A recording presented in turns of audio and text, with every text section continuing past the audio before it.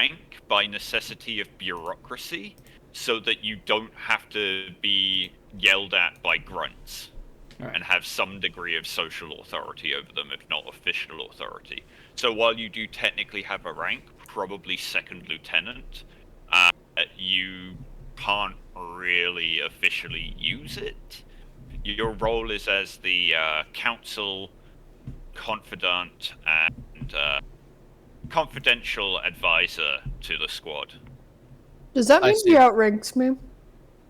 Technically, yes. But again, because he is assigned to your platoon and you are platoon leader, even if it was a normal lieutenant of the Astra Militarum, you would still technically be in charge because you're platoon lead, unless they were specifically assigned to replace you as platoon lead. It's the difference between cadre rank and official rank. Mm-hmm. Yeah. And that's not what I'm here for. Yeah, I'm still. Although I could exercise leadership, I have the capability, but from what I understand, you're part of the cadre rank system, but not the official. Yeah, so basically cadre ranks are unofficial position. Well, they're official positions, but they're unofficial ranks. So within a platoon, the cadre would be the platoon leader, the squad leaders, their seconds, and the platoon leader's second officer, along with any specialist attachments like chaplains or commissars or ecclesiastical representatives, etc. So, oh wait, I don't know if I can. I'm gonna say it in chat because I'm not gonna say it on stream and mess up something. Like what? What's up? We're back on stream.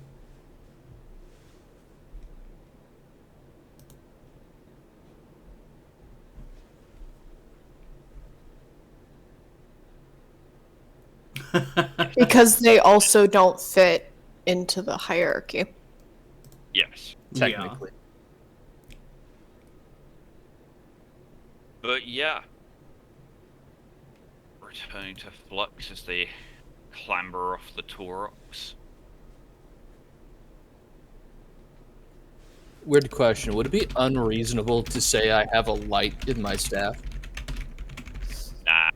Lumen packs are pretty much bog standard kit, and they run off the same charge packs as las guns. And for a flashlight, an actual flashlight, the power draw is so little that the power pack can run for like months at a time. Sick.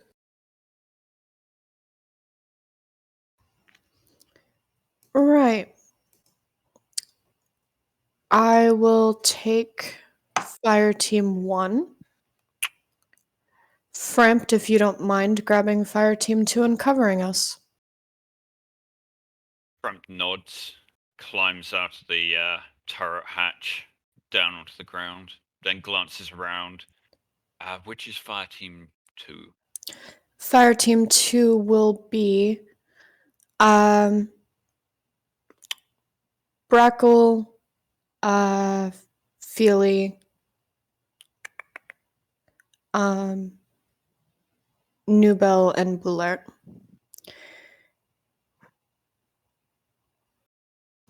Ingrace, Menson, Riven. We're going first. Sounds good. And hopefully not dying. You know, that's always the idea. Leisha should be with us also. I don't have... Oh, there's Leisha on my list. Yes. How are you moving in cover, Ingress? I should be fine. I'm no marksman, but I'm no fool to how one carries out such combat. Good to hear. I don't usually prefer to throw people in the deep end, but interesting circumstances call for interesting methods. You're throwing yourself in the deep end too, so it's not like you're not leading by example. I just imagine Flux is that like coolest guy in the world meme. I don't usually throw people into the deep end, but when I do, When I do. Atlas kind of the squad. Yep. Yeah, Atlas kind of like the deep end. It's like, It's no worries. I've unfortunately experienced worse in my time, so it should be of little consequence. I would ask that you let me be closer to the front, so in the off chance that enemies approach quickly, I can make use of my better skills. Feel free. Now I'm curious. He's like, he doesn't know how to respond. It's just my primary discipline is in melee. We had something like that once.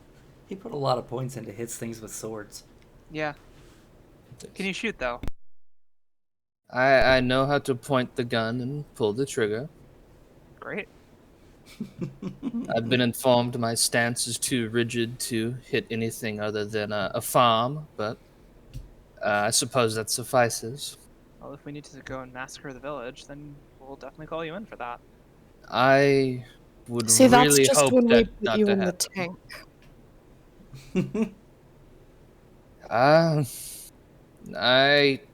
am not very knowledgeable with tech use either. I might be a detriment in such a vehicle. Totally fair. Alright, let's get our shit together. Okay. You gather round the hole in the ground, about 1.5 meters wide. It angles down into the ground. You'll have to crawl through or slide down. Fortunately, there are a pair of ropes running down the tunnel that you can use to control your descent. Anime wall slide, let's go. Before Wall slide. entering, two things are going to happen. One, Atlas is going to produce another hand prayer wheel, but instead of a lightning kind of image on the flat of the top, it looks more like a river this time. He'll spin it and mutter something, and then put that away, and turn the staff upside down, and flick a switch where the very top bit kind of opens up a little bit, and lights start kind of pouring out of it, kind of making a sort of cone of light. And then he'll proceed in whatever order is decided.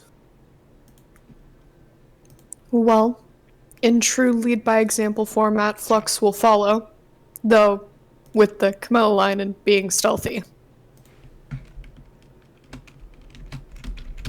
Yeah, it's dark down there, Everyone who man. is descending, give me an athletics roll. Sure. And those who are sneaky, give me a stealth roll. Alright. We'll do both, because I'm great at one of those. Camilla line bonus? Question mark? Sure, it is dark down there. 1, I believe. Yep. Is it even worth me doing stealth if I have a fucking big stick light source that I'm carrying? If you have a giant fuck off light, I don't think there's much that stealth can do for you in the dark. Yeah, that's what I was gonna say. It seems I pointless mean, considering I only throw 2 dice in it anyways. as well, it could be something that's rolled that, like, one of those things where it's less of have you been quiet the entire time and more of in the exact crucial moment that you needed to have it, did you cover the light source? Could also be Wouldn't that that instead be, of trying to hide the light source, you try to just hide yourself so that you don't make a target of yourself. They may know something is coming, but they may not see you specifically. True. I could use that as a blinding tool. This is when we learn that he's half psyker and he can just make it float in front of him. I do you want me to play a psyker? No, don't worry, I No. got that covered. Yeah, I know. It's like, damn. Everyone's like, he's just a fucking psyker. Like, no, he is priest man. Anyway, yeah, I'll roll stealth just to try. I didn't mean to invalidate your priestman identity. I apologize. No, I'm just playing. Alright, so two for athletics, 6 for stealth. Lots of fumbles today. Yeah, Yeah. and a lot of complications. Just all in a fucking row. Jeez. Yeah, so Flux and Atlas, your descent is difficult. You both slip and slide, barely catching yourself, slamming into jagged chunks of rock that have fallen into the tunnel or jut out from the sides. You're fairly battered and bruised by the time you actually get down to the bottom. Both of you go ahead and roll a d3, and that is how much shock you will take. Oh, hey, I can fix that up in a jiffy. Cack. It's a good thing I have a shitload of shock, though. Willpower for Oh. days. Are our shock and wounds back from our previous engagement in the had time to multi-tiered rest. whatever? Yes. You have had time to rest. That's good, That'll be relevant. because otherwise we were gonna have a problem. Yeah.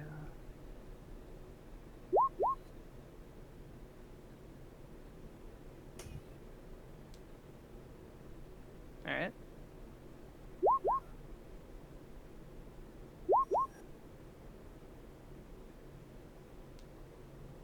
Quick question here. Can I use Yeah. the fiery incentive ability outside of combat? What does it do? It lets me. So it reads like this: you can preach the word of the Imperial Creed as a free action once per combat. You and all allies with the Imperium keyword heal 1d3 plus rank shock. It says once per combat, so I figured I can't use that as an infinite engine when there's not combat. So, because shock restores between scenes, I don't see any reason you couldn't use it. I see. I'm not going to use it now, but I just wanted to know for the future. Since if the word of the Emperor has no effect on you. It's not the word of the Emperor you'll be hearing from me. Got him. Fair. Fair call. I mean, it's adjacent, but Someone it's can be legally inspiring distinct. even if you don't agree with their beliefs. Yeah, that's true. Yeah. Fair point. Note, the power is called fiery incentive. I'm not playing it that way, though. I think it's fiery invective, but yeah. It's incentive. Is it? Yeah. Also, we got a Stop 2 being on my athletics dyslexic, and Hugh. down. Yep. Or yes, 2 and a complication on my athletics, so I assume that's painful. Yeah, go ahead and give me a d3 as well. Alright. Yeah, alright.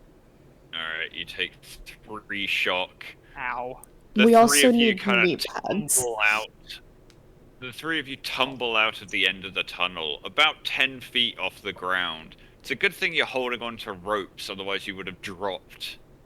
But you're able to lower yourselves, a little bruised, a little battered. Leisha and Menson climb carefully, uninjured, out of the tunnel behind you. Does it feel like to do something carefully? Yeah, Flux just gets up and brushes himself off quickly. Yeah. Melts into shadow. You did not see me fuck up because I am too stealth. Yeah. Alice gets it. Probably does much the same. Kind of tries to angle his light a little bit better. Maybe fucking looking a little obvious in the process. And doesn't really say much. It's just like, yeah, I wasn't very good at that. And just kind of like moves on.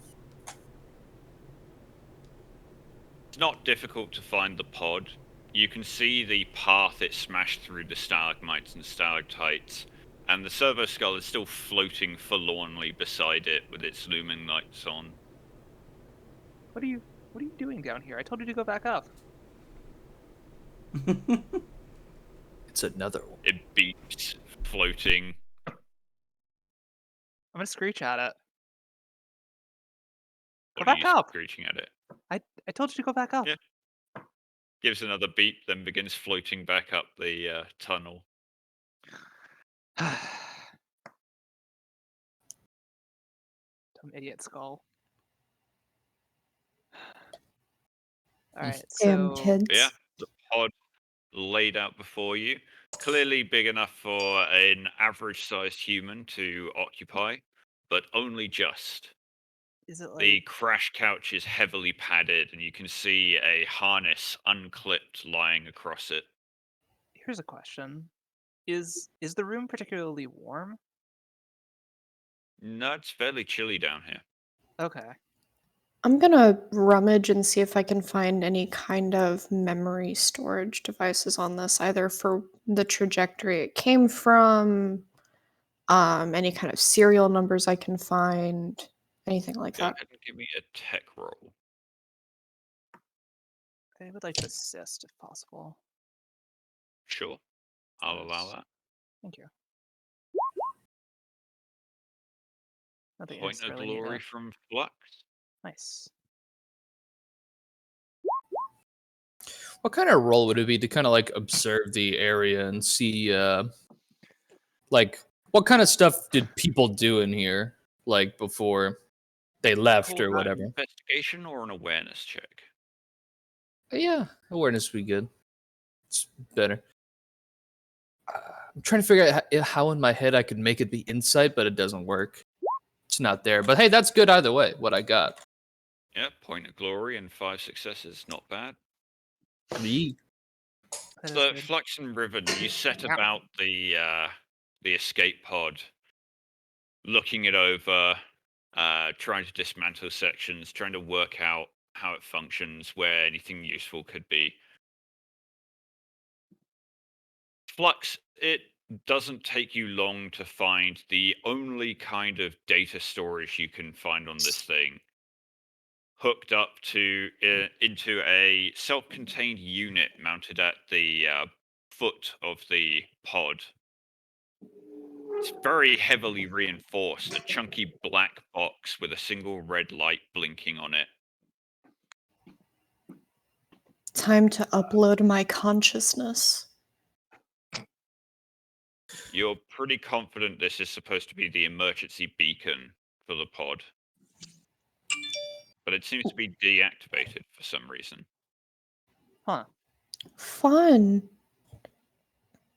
It's not ominous. Is there any kind of like. Are beacons like this just a hey, something's here for anyone that wants to find it? Or does it broadcast on a specific frequency? Or does it have any kind of. It depends on the beacon. Right.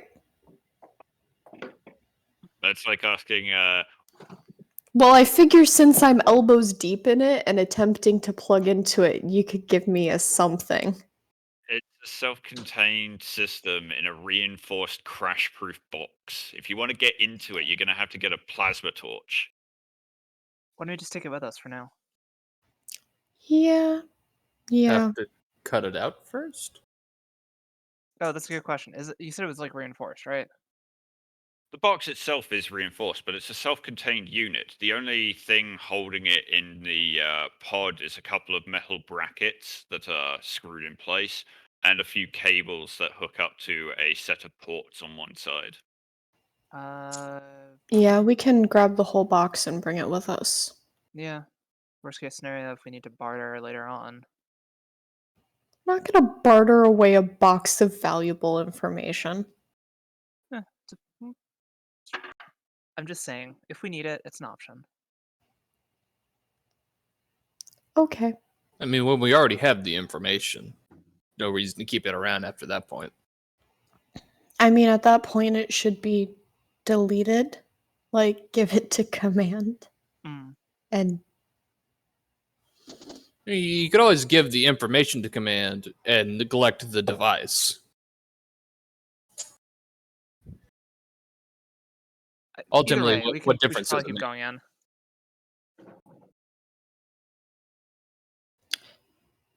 yeah, any chance it'll fit in my bag? Yeah, it's about a foot long, half a foot thick. Fun. There is as you lift it out, you can see on the underside there is a embossed Imperial Aquila on the black metal, and a red square with High Gothic script cramped into it in very small writing. Can I read High Gothic or no? I thought you couldn't read, period. You're a This is sergeant. in my head. Unless you took High Gothic as a language, no. That's fair. I forget, what's the cost to take a language again? 1 XP. Are you about to buy High Gothic? I should have. I think as a priest you get High Gothic by default. Yeah, it doesn't make the statement, but So there's a specific section in character creation about languages, and it mentions it there. yeah, I do. I'm pretty sure it does because that's what all the stuff is written in. Yeah, So- Mechanicus always start with Linga Technis, and priests and rogue traders and inquisitors always start with High Gothic. Yeah, let me make absolutely sure because I did presume that I had it, but I never checked. Yeah, That'd be under Flux. factions. Flux will look at Atlas. You know how to read fancy shit, right? Give me 1 second while I figure that out. Languages in the Gilead system. Every character knows Low Gothic. You can learn an additional language at the cost of 1 XP, provided you have access to someone who can teach it to you. If the GM agrees, you can spend XP to learn an additional language at character creation.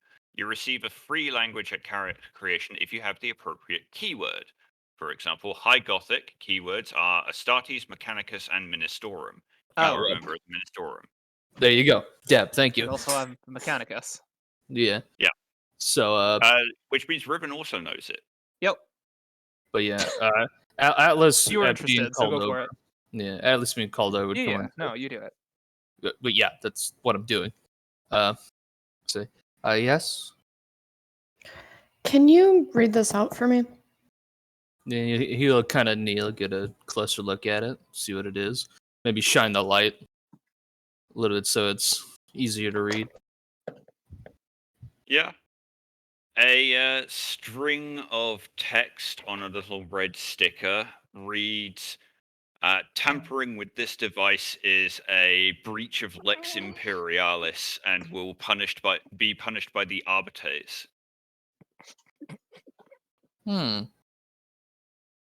He'll relay the exact wording, and then he'll say,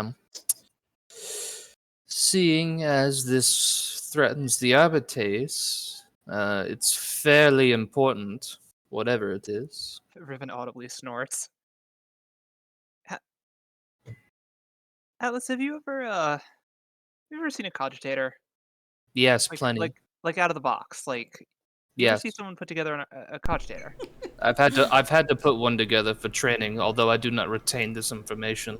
Do you? Okay, all right, never mind. It's fine. This is lost on you. That's fine. Yeah, I'm sorry.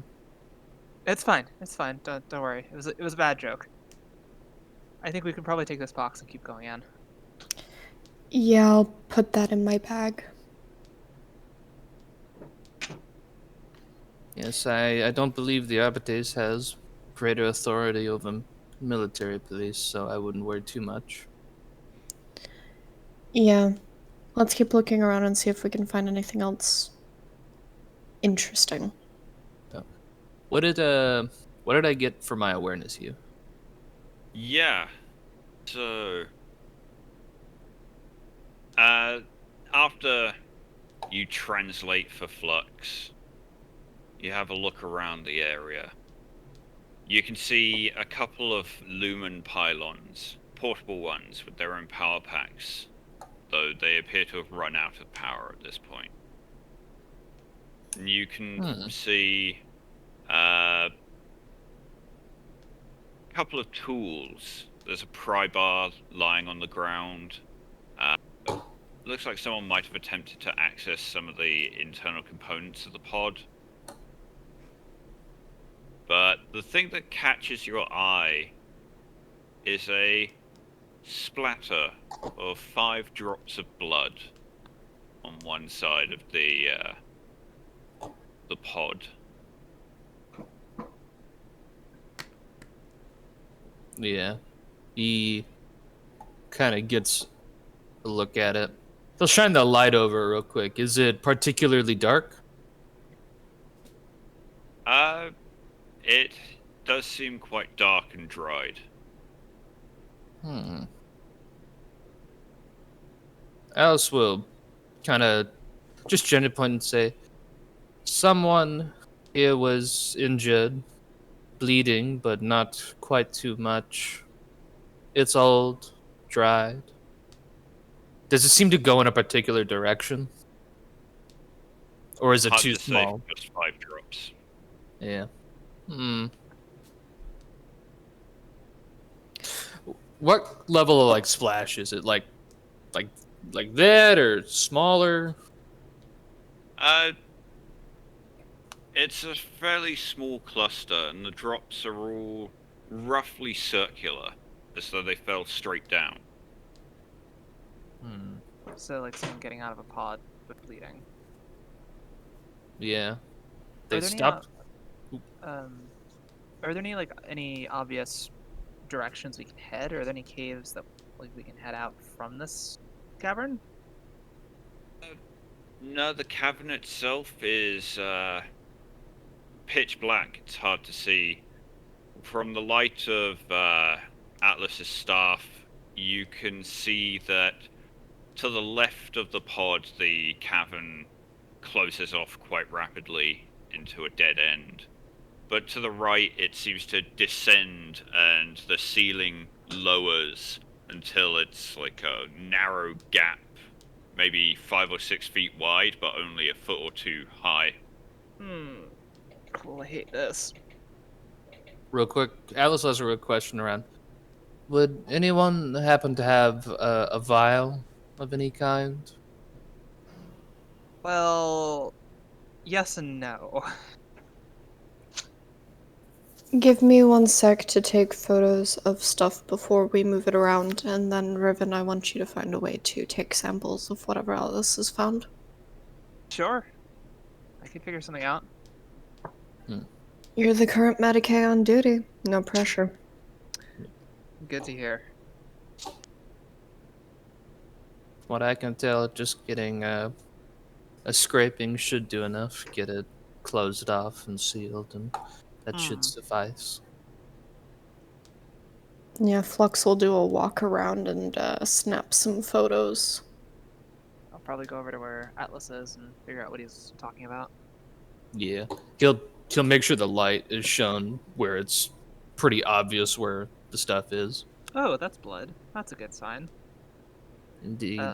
Yeah, I'll,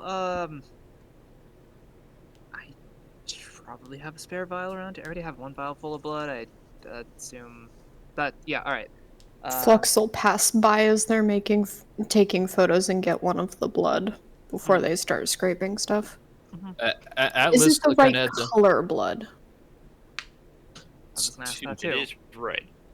Yeah, very dark though. It is very dark red, the dark red of dried blood, but it is red. Yeah. That's Alice is actually gonna ask. Did Rivet say the vial of blood thing out loud? Yeah, oh, totally. Oh yeah. Most Alice of the will stupid ask, stuff she says is out Yeah. loud. Alice will ask.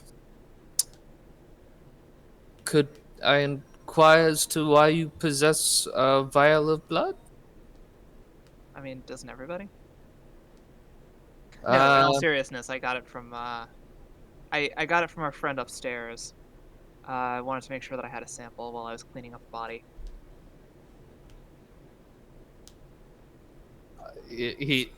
His eyebrow raises. I take it this is something I'll be briefed about later. I thought you were briefed about it before. We haven't briefed the squad about the The doppelganger situation. Yeah. Yes. Yep. Oh no, just cleaning up a body, the usual. So you want me to take scrapings of this? Oh, hey, actually, there's a couple. You have anything that produces small flame? In your yet? Does Flux have a lighter? I'm Atlas sure. will kind of Those like can pull out only a. glow stick, so I assume so. Yeah. That's what I was thinking. If Atlas been this, he'd produce Yeah, I'm probably asking him. the knife he was standing with, and you'll kind of reach in.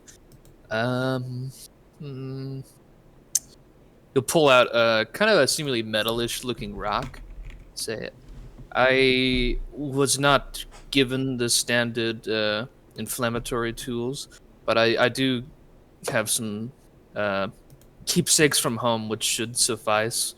Kind of produce sparks. That is the Mm, best I can do. okay, that's fine. I'll just give me the knife. I'll take care of the shaving and Yeah. Flux. I might need a lighter from you for a second just to test something. Nothing important, but curiosity. You break it, you buy it. It's a lighter. And you're Yeah. skilled. You'll hand the knife and he'll say, you handle it as you please. It's not a sacred device. Oh, This, that's this good. yeah, this Literally like is slumped over and chipping through rock. yeah. It's like yeah, Already in the he, process of breaking it. yeah. He's not really concerned, but it's just like, yeah, okay, that's actually kind of on par for the people he has to deal with on average. It's just like I might as well assure them in the process. Hey, listen, you should understand it from my perspective. I have to deal with people who've never seen a cogitator in their life, and try and Yeah. explain to them how servo skulls work or cherubs. Ugh. Yeah. Why do you try to explain to people how shit works? Because it's interesting and because knowledge should be shared and it doesn't matter in the imperial whatever, it's fine. I don't give a Anyway, she shit. just she just keeps shaving it, presumably has a spare vial somewhere, because I can't imagine she only had the one vial that's full of blood right now. For what it's worth, if you Singular talk jar to of Alice blood. about it, Or he'd you be can interested. produce a file from your kit. Yeah, alright, yes. Yeah, I'm sure you can produce a file from your kit, scrape up some of the dry blood. Yep. There's not a lot. It's not a Not much, great a little bit. deal of a sample there, but Yep. it's the best you can get. I was asked to get samples. Doing what I can. Mm. Alright, yeah, so I'll do that. And yeah, Flex. Let me borrow a torch real quick. Flux will just rummage around in a pocket and produce the lighter. Is it a Zippo? I'm just curious, so I'm gonna try and just light one of the drops of blood. I'm assuming nothing really happens, but I'm doing it anyway for personal curiosity. The ye old it Yep. treatment. The thing? Yes. Yeah, that was it. The Can thing. you My bad. press the button, a little flame ignites, you hold it against one of the dried spots of blood that you left on the floor. Nothing happens. Alright. That's just professional curiosity. I'll hand the lighter back to Flux. We should probably head in. Flux is just gonna look at them strangely and slowly pocket the lighter. They will then get on comm. Fire Team 2, we're gonna be heading deeper into the cave. Found some interesting shit. It'd be helpful if you came up too.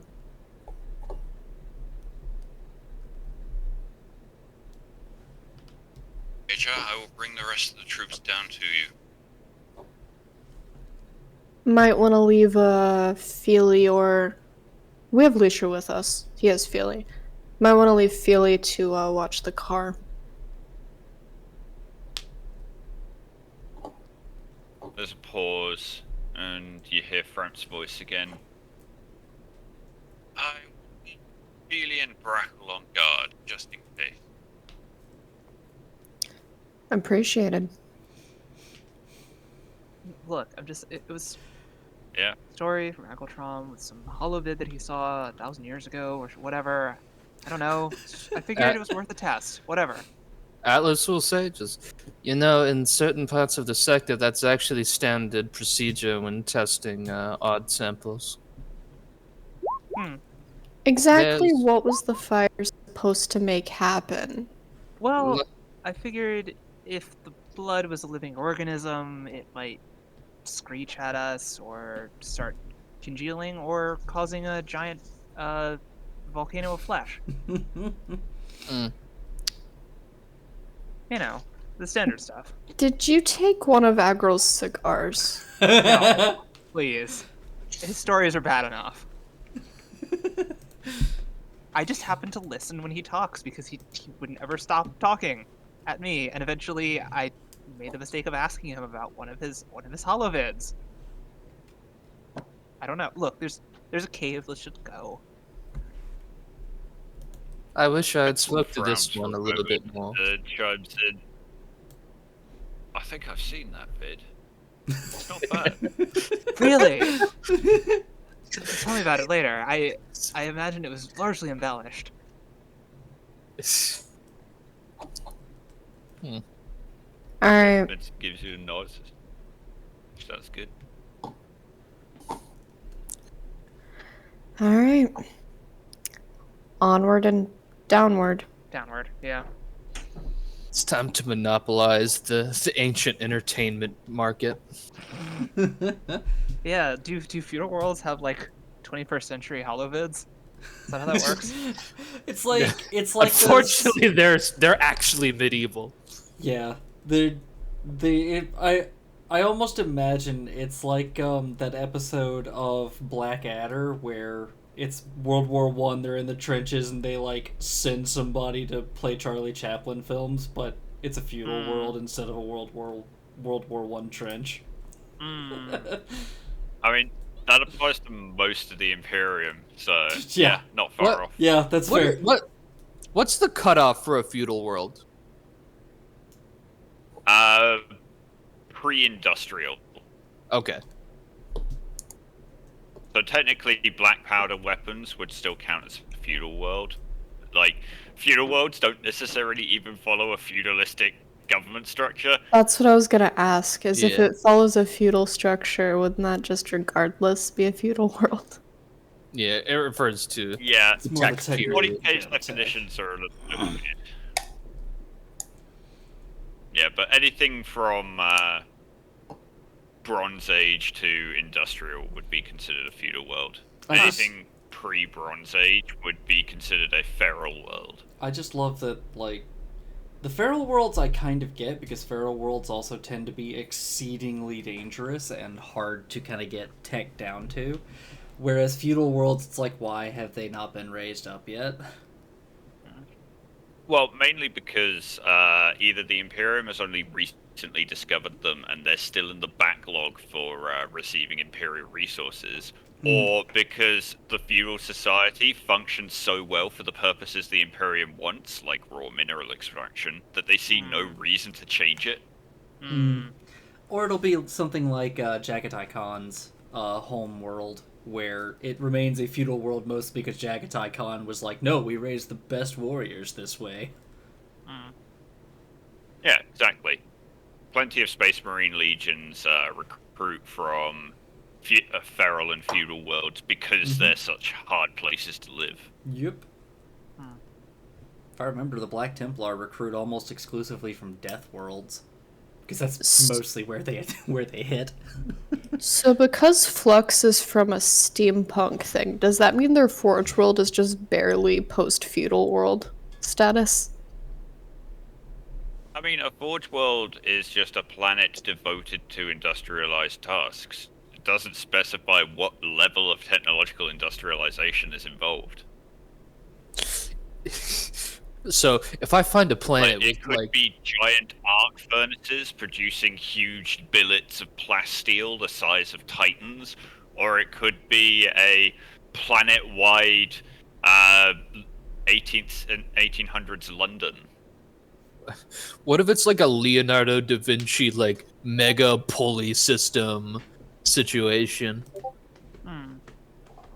That Like- would certainly be unusual, but I wouldn't say it would be impossible. Dude, that'd be badass. Like a fully like timber based forge world. That would be cool. If impractical. Unless it's like super timber. Yeah. It's be a mahogany genetic- from Melchior 7! That could be an alien tree or a genetically engineered kind of wood that was exceptionally strong. I just love the idea of that joke from DBZ Abridged, but that's a Warhammer 40k world, Melchior 7, where the trees breathe fire. probably is a fucking death world like it that. probably is. Yeah. God, that reminds me of a fucking. Catacan has frogs that go nuclear when they're threatened. Yep. Yeah. I remember there's one time when I ran a 5e game and I had the Feywild as a place the players would eventually visit because there was a weird plane shift thing going on. And it was extremely inhospitable to non-natural things. The trees would secrete an oil, and if you fucked with them or you brought like a man-made thing close to them, it would light on fire like napalm. The whole fucking place, it'd smoke out everything in it, and then it'd be fine afterwards. I still love that the Players in my Tuesday game to a planet that had trees that Oh. metabolized sugars into an explosive material. Yep. Oh my. If you shot the tree the wrong way, it just exploded and might take every other tree around it with it. No, I love that the frogs on Catachan don't just go nuclear. The poison that they leave is so deadly that not even fully sealed power armor protects against it. And they level a fucking 5-mile radius. Yup. Anyway, continuing. Yo, on. what the fuck? But yeah, you begin your exploration deeper into the cave as the ceiling lowers and narrows, and you find yourself faced by a crevice about 2 feet wide where you can see it, 2 feet tall where you can see it, 5 feet odd wide. You can't see For how us. deep it goes. Great. Into As the you gather around abyss. it, you do hear the scuffle of feet as Frampt and his 2 other squaddies descend the ropes. I'm gonna use my stick as a probing tool and kind of light first, kind of see how deep this thing goes. It dips quite sharply, and then seems to rise up again. But there's a shelf of rock coming down that you can't get your staff past. Cool. Are there any, like, decently sized rocks that I can pick up? There's a few chunks of stalagmites and stalactites that were smashed by the pod, but aside from that, not really. Yeah, I just want something, like, hand sized, maybe. Yeah. And how steep would you say this thing is? It descends at about a kind of 25 to 30 degree angle. It's not super steep. Okay. I'm gonna chuck the rock and see how far it goes. You said it came Full of back a up, right? toque. Slides perfectly. Hits a It guy on the other flattens side. and bounces, and then comes to a rest very quickly at the sharp rise that Atlas's staff found. Fool of a toque. Throw yourself in next time and save us all the bother. If only I made Atlas ancient. Nice 25. You could just be the Gandalf of the religious Gandalf of the group. Religious Go in. baby Gandalf. Gandalf Yeah. was religious. He was It's true. literally He was an a angel. creation of a god. He was an Yeah. angel. Yeah. Yeah. Alice will go, but as he goes, he's kind of scanning for see if there's any more blood at all. You wanna go first, or should I? I have the thing to keep things away and the Oh, light, so Think I'd rather she's be taking front. What? Weren't we talking about who's gonna follow Atlas? Yeah, I mean, I'll go next. Yeah, fair enough. I guess he's very observant today. Yeah. What the fuck? Atlas, looking around carefully, you don't find any splatters or drops of blood. Instead, you almost miss it at first. A kind of smudge on the lip of this crevasse. You kneel down and get close to it, and you can just barely make out a couple of streaks of dried blood. As though something had slid into this gap. It's not kind of like someone was moving their hand across something, but like the size of someone's body sliding against and leaving blood. hard to say, but it definitely indicates that whatever it was went into this crevasse and continued forward. Yep. All right. Atlas will note that, Alexis. There's a little more blood here. Something did travel this way at one point. I might as well follow it. Yeah. He proceeds after that. He kind of just makes a mental note of where that is to gather more samples after. All right.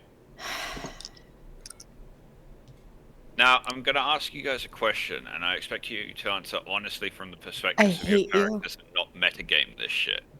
No problem. Who's claustrophobic? Oh, me, 100%. Wait, sorry, did you mean players or characters? I feel like Flux is equal parts claustrophobic and just like, fuck, I have to do this for like 90% of their stealthing things. Okay, then I guess Riven is not because she spent so much time in a coffin ship and there's probably very enclosed spaces. She's probably spent a That lot is of her fair. time underneath machines and just like it doesn't phase her anymore. That Flux is has fair. had to do a ton of stealth in a lot of tight spaces, and they hate every minute of it. They can Okay. do it, they just want to die. Flux, go ahead and give me a So- willpower roll. I'll go ahead and say that Atlas probably would not be claustrophobic. I feel like between the things that he's made to practice to be calm, at least somewhere in part of that has been dealt with, sort of fears like that and got all the rid of it. fucking complications. Flux does not vibe. Roll20 hates us for the past like 2 or 3 sessions. Mm-hmm. Yeah, Yeah. Flux is just gonna look at this and get very, like, almost nauseous. Like, they're gonna just kind of slowly kind of step away from it, Do you want to just stay here? looking at the hole. Wait, hold on though. Do you want to stay here? I mean, I don't think that's super viable right now. I mean, Atlas and I can scout ahead. Well, we've You're got not rocks. We'll alone. report back. You're not alone, Flux, as Leisha also takes a nervous step backwards and kind of looks a little concerned at you. Flux is gonna shakily get out the lighter Can I hear them and from start like a? okay. Can I hear them from? Could I hear them from like across the thing? Like, are they still earshot if I pass through already? You're starting to make your way in, crawling in, pressing your body flat, pushing the staff up ahead of you. You've Yeah. just about reached the rise and the shelf of rock, but you can still make out Flux and Ruben's voices. Yeah. Alice will kind of say back, do only what you must. If you are unnerved by this, you'll be less of a help on the other side. Creature's got a point. Why don't you Yeah, just Flux here is and- genuinely just self-medicating right now Okay. Yep. in the Stay attempt to here. get themselves okay enough to go in. Look, just stay here, and if we need you, we'll call. Otherwise, two of us can go delve in further. That was the last they heard of Flux. All right. Gets trapped in cave, goes insane. Already got a head start on that. Atlas, you good to follow my command for a minute? It'll just be the two of us. That is fine. All right, let's go. Medicine does step forward and says, "Tight spaces don't bother me." All right, let's go. Could you probably, extra pair of hands, not a bad thing. They nod, step in behind you. Atlas, you squeeze under this shelf of rock, an almost jagged line, of almost a wedge, pressing down just above your back, scraping against you as you squeeze under. But as you manage to pull your torso up around this obstacle, it opens out drastically into a narrow chamber. You can see another narrow chasm, smaller than this one, on the other side of the chamber as your staff illuminates it. But what catches your eye is the body off to one side. Yeah, he sees that. He's waiting for everyone else, but he goes on comment and says, I have discovered a corpse on the other end. All right, I'll be there Is in a a second. We'll go take a look. Yep. Fuck. Just hold your position for the moment. We'll be there in a Yeah. second. You know, he's not going near it at this moment because he's still like, this might be something extremely horrible. Hmm. All right. Assuming I'm gonna come through and Metzen? Yes. Yep. You squeeze through Riven, closely followed by Menson, who shoves their rifle out first and heaves themselves out of the gap. They grimace a bit, turning their rifle on the body, turning on the stab light. Yep. All right. Actually, yeah, Menson, I'm gonna borrow your stab light. Can you two hang out here?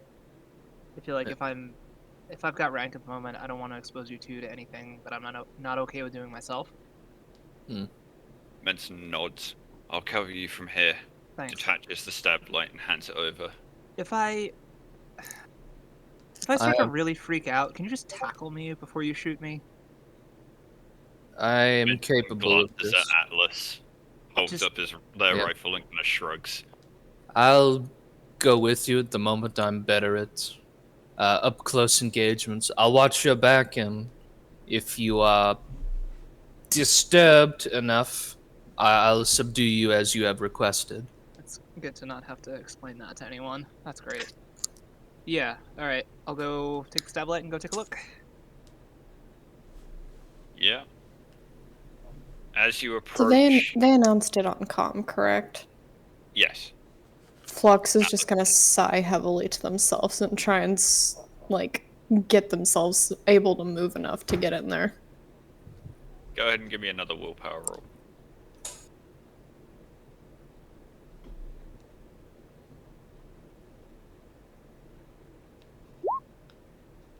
I cry.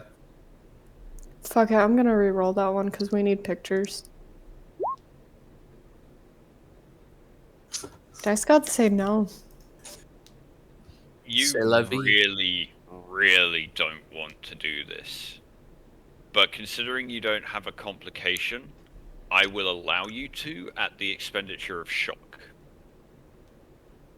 Yeah, that sounds about right. Go ahead and give me a d3.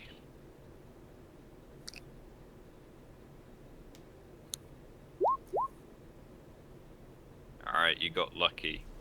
You take 1 point of shock as you grit your teeth and force yourself into the narrow gap. They're keeping the glow stick with them. Like, we'd be drinking if we could. We would be drinking if we could. Shoot. Like, every little bit helps. The end of the glow stick is just chewed flat, clenched between your teeth. Yeah, you're able to squeeze through. Your heart rate climbs rapidly as you squeeze under the shelf. It catches against your pack, and you have to struggle to pull it off and then push it ahead of you. Don't like that. But you eventually manage to pull yourself out, breathing heavily. Oh, I hate my job. As you do this, Riven and Atlas, you approach the body. Yep. A prone figure lying on their side with their back to you. You can't see any blood or signs of injury, but it's covered flip with over. a thin layer of dust. Yeah. Yeah, I'm gonna flip him over.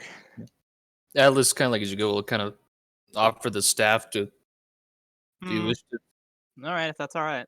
Just sort Yeah. of take it and kind of. Yeah. Staff, spatula. Is there a difference? I- Yeah. You roll the body over with the end of the staff and see a middle-aged man. Give me an intelligence roll, Riven. Sure. Could I make the check as well? No, because you okay. don't know any of the people in the village. Ooh. 6. Yeah. You remember seeing Agrotron get in a car with this guy less than a day ago. Shit. Mm. Wait, is he one of the squads? Or is he the No, other guy? No, he went with him out to check on the herds where the dead Oh. animal was found. This is Yep. the body of Mr. Garrett, the butcher. Great. Cool. Wonderful. All right. There is a large ragged hole in his neck, Uh-huh. and his skin is very pale. A little Okay. bit desiccated at this point. He's clearly been here for a few days. Is Well, that do you... Hmm. I have an idea, but it's terrible. yes? And What is it? probably a little blasphemous. So I'm gonna I mean, suggest it, and you tell me how bad it is. okay. I think we should take the head. Say for what purpose? To display? No. If nothing else, it would be good evidence if we have to go back to the. I recognize this man. I have to go back and tell his family that he's dead, and it's kind of macabre, but if we have the head, we can at least can prove that he's dead, just so they know. I believe Flux could take a pick. I agree with at least removing the body from this place. This is no sort of place to be buried or have your last rites read. I Well, it do is not technically a recommend. burial. Hmm. Well, true. This is hardly uh, consecrated, and even to that point, undesirable. Hmm. There's nothing here to feed with the nutrients left. That's fair. So this is about when you hear the heavy breathing and scuffles of Flux hurriedly getting to their feet as they scramble out of the narrow chasm. You doing okay there, Flux? Yeah, they're just over there, hands on their knees, just breathing hard. Medicine does give you a kind of worried frown out of the corner of their eye. You right, Don't. Sarge? I'm fine. It's If this- fine. If they say they're good, they're good. Everything's fine. It's great. Well, They're it's just gonna not great. stand up, take a slow drag of the glow stick. It's great. Everything's fine. So you remember that guy Garrett? Yeah. We found him, didn't we? Yep. Found him. This is my shocked face. Yeah. Yep. Yeah, that's what I expected.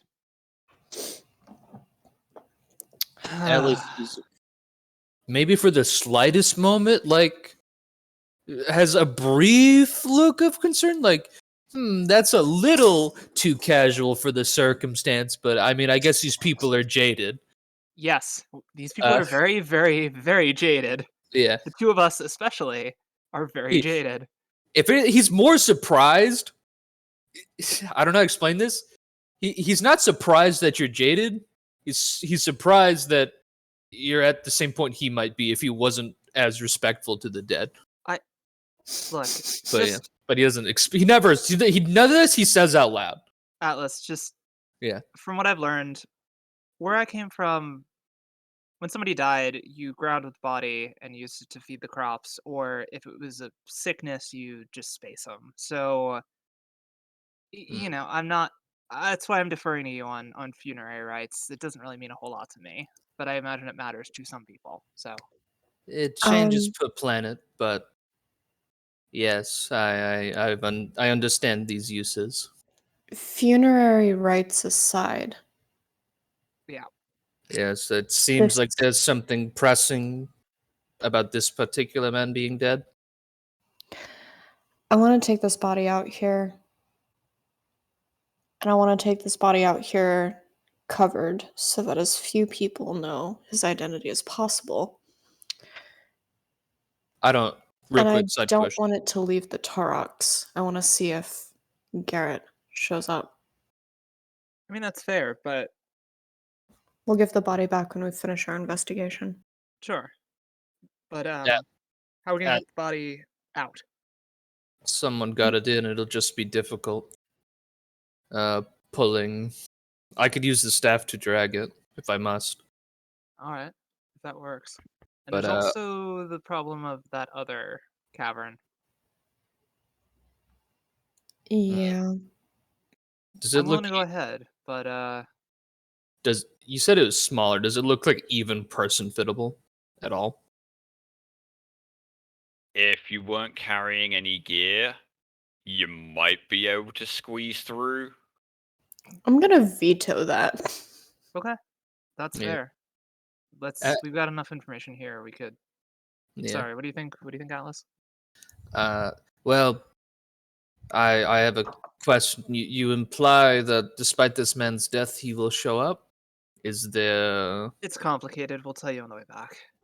Flux will rummage through their bag and pull out a folded piece of camo netting and present it to Riven. Would you mind packing up the body for me for a minute? What Oh. again? But you did so well the first time. Quick Listen, question, Hugh. yeah. Yes. Would it be standard for a priest to have like a priestly body bag, I guess, or some kind of covering Body bag. It's a porta coffin to transport the dead bodies. Let me explain. Something that'd be or covering a body like conventionally. Camera Like- netting will work fine. I mean, something more Well, like no, a tarp to just drape over the body to be like, hey, let's Yeah. respect the I- dead. I appreciate the concept. Body bags are not really standard issue kit for anyone except the Arbites. But Funny I would say considering how you many of them there probably are. have some kind of a light sheet or a blanket or something for putting over an altar. You could probably use that for the same purpose. Yeah, I he's forget. not gonna have an altar anytime soon, so he's just like, I'll just take the uh, camera netting. forgive me this, but I would like to at least offer him something comfortable in death for the time. Feel free to cover him with the netting after. Just to Sure. allow me this minor thing. Go for it. And he'll get it over the guy and kind of wrap it Go ahead tight. and give me a quick intellect roll. Sure. I don't remember. Does I told this half of the squad on our way out that there were doppelgangers. I Right? only remember you implying it. You let it slip and then didn't deny it. Mm-hmm. The squad are still somewhat confused. That's fair. That's fine. I'm so okay with confused because confused is the opposite. Well, it's not the opposite, but it's not scared. Mm-hmm. I remember That's at least poor what you said to Atlas interpreted as something else. He thought it was like, oh, there's some. Basically, he has certain issues that make him immediately think, oh, it's NIDS. And that sounded like NIDS to him. Wait, Flux is you've done this before. Not this specific thing, but it's Do you- close enough. Do you specifically, as the player, dislike Tyranids? No, Tyranids are cool in concept. A little Sure. basic, Sure. but cool in concept. Okay, I was just curious. You know, if anything, aside from chaos as a whole, NIDS are the absolute scariest thing in the galaxy. Actually, I lied. They're tied with Necrons conceptually. Always felt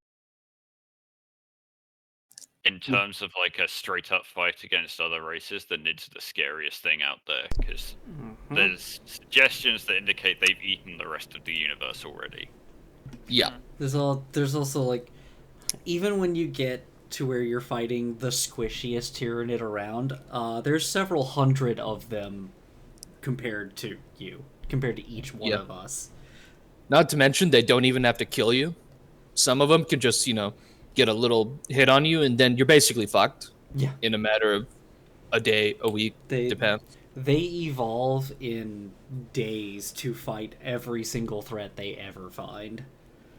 Barring It's- fire, apparently. Can't figure that one out. Yeah. I mean, it's flesh and muscle. There's only so much you can do to make that resistant to fire. At a certain point, it's gonna burn. Certainly, there must be some kind of like flame repellent, fucking Well, like so shit the they na- could produce. Well, the nature of all carbon-based life forms is that we are made of mostly water, but just about everything else that's worth mentioning is carbon, which is flammable. True. Is chitin flammable? Technically, yes, but it needs a very high heat and it doesn't really burn properly. It kind of just crumbles to ash in high heat, but it still combusts. Yeah, it would cause damage to stuff underneath if it caught fire. Yeah. So you had some rights you wanted to do. He's not doing rights because he's not burying the guy yet. He'll say, this is the best comfort I can afford him at this moment. I would prefer the immediate situation to be complete and a proper funeral conducted at such a time as it is possible. Sure. Yep. So. Fluxel just kind of put a hand on Atlas's shoulder and steer him away from Menson. Just very slowly. Into the corner. and just to be sure, this was the butcher husband, right? Yep. Yeah, that's what I thought. I thought I remembered Nothing that good about correctly. this. Yeah. So Atlas will go and he's like, just kind of waits for So we've Takes- been having an issue with more than one of the same person showing up.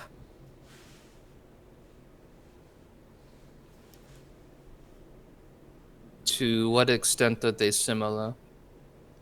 To an extent that Nualia has ordered in genetic testing equipment to try and discern who's who.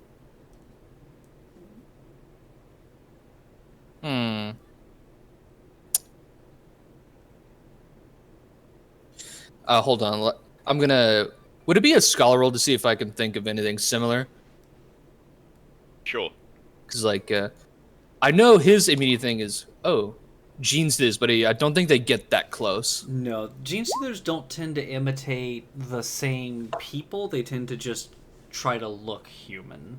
Is Yeah. what They I've heard their convert MO is. existing people. Oh, they rather do? than Yeah. making Oh, people okay. look at them. Yeah, they Okay. kind of they end up looking fucked up afterwards. Yeah. Most of the time. Some Yeah. are passable, but So the first generations are implanted with an embryo that starts altering their body chemistry. And they look perfectly human. But they have children that carry bits of Tyranid DNA. And then this repeats down generations until they look progressively more and more Tyranid. yeah. Mhm. And slowly the Tyranid takes them over instead of the more numerous gene taking dominance and pushing the less numerous one further and further down.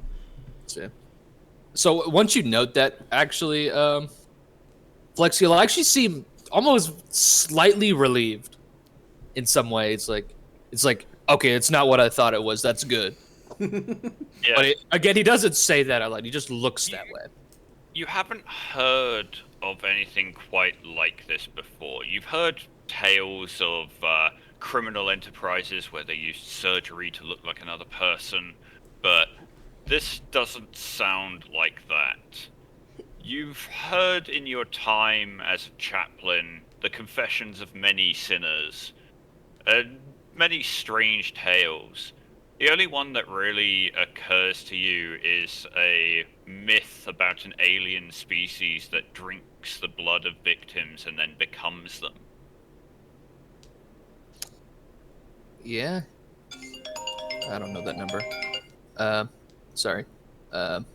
He'll kind of his well, I keep wanting to say frow. His brow kind of furrows, and he's like,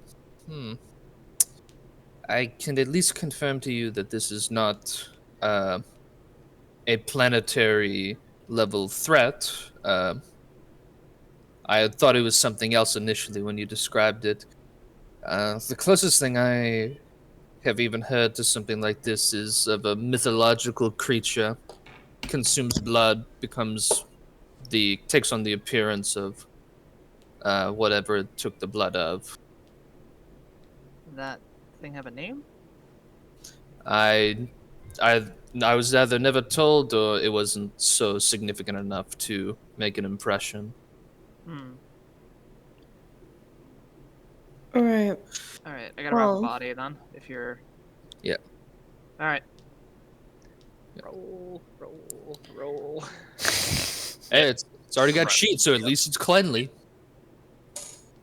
That's fine. Work But with yeah, bodies. Ribbon, you would realize that wrapping it in camo netting might be problematic because it's a net and you're dragging it through a rocky place, so it's going to Shit. catch on that's stuff. fair. Good So point. Atlas's sheet is a much better option. All right, That's I'll go. fair. I'll wrap in the sheet. I'll. Oh, I mean, I'll he'd log this already for you done later. it. Oh, He- yes. He'd already done that because, like, yeah, I'm gonna do this to give, like, bodily, quote unquote. He probably would even have noted that this is like a superstition thing, bodily comfort, and then let you do the camo netting if you felt like it. Yeah. Utterly disrespecting the body by just kind of wrapping it and kind of dragging it along the ground. Wait, I could probably carry a person, right? With 2 strength. I Not mean, Chasm, you couldn't. Yeah, good you'd point. have to do it through the chasm. So All right. Yeah. Guess I'll just wrap them Yeah. up in the sheet and start. we have the net from the grappling gun, correct? Well, the grappling hook and rope, yes. Yeah. So could we rig something up so that multiple people could pull on the rope over portions, and then another person could like be with the body to help navigate it, I mean, we could also just make shove the it work down the. less effort? We could just You shove could it down the definitely crevice. use a and rope then- to do that. Though, as I recall, the grappling hook was actually wedged in a cliff face. No, you used the power tools to get it out, my bad. I'm not leaving that thing. That's been Yeah. way too useful. Yeah, you can definitely tie a rope around the body's legs and use that to try and pull it through. Right. We're a bunch of clowns. Riven, I'd like you to be on body navigation duty. Menson Alright. and Grace, let's get ourselves out so we can start hauling it up. he'll nod. And Look, turn- salutes and begins climbing through. You gonna be okay on the way back? Side question: Is a chaplain expected to salute?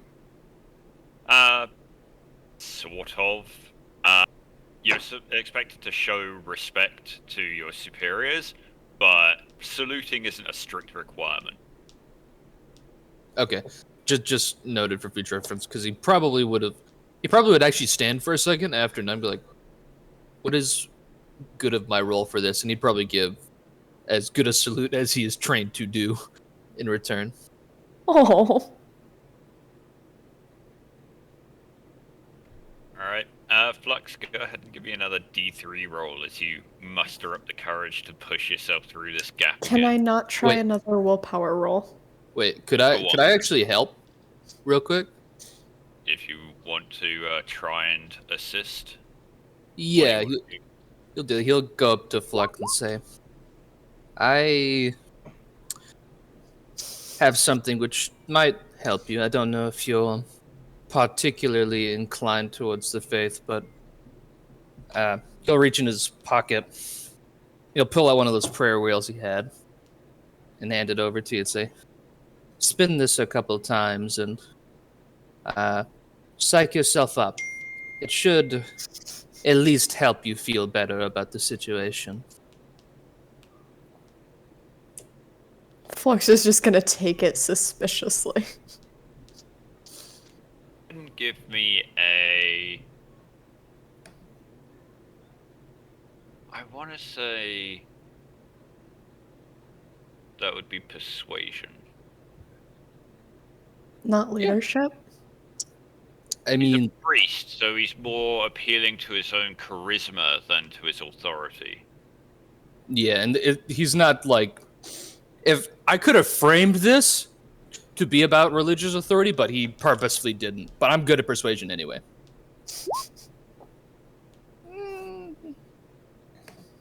Why not? I'll use a Raptors to make that a little better. Hey, there you go. Yeah. Flux, go ahead and roll an extra d6. Yeah. If you spin it as really good feedback back onto the hand, nice little whatever spinny crackly noises you can imagine. Interesting. Yeah. Yeah. Unfortunately, it doesn't help much. Hey, you tried. Yeah, Flux is the one of the closer things you can get to being a skeptic in the Imperium. And they just look at it, and look at you, and look at the hole. When you I'm look at not Alice, sure he this says, will help me. give it a spin. Maybe you'll feel better.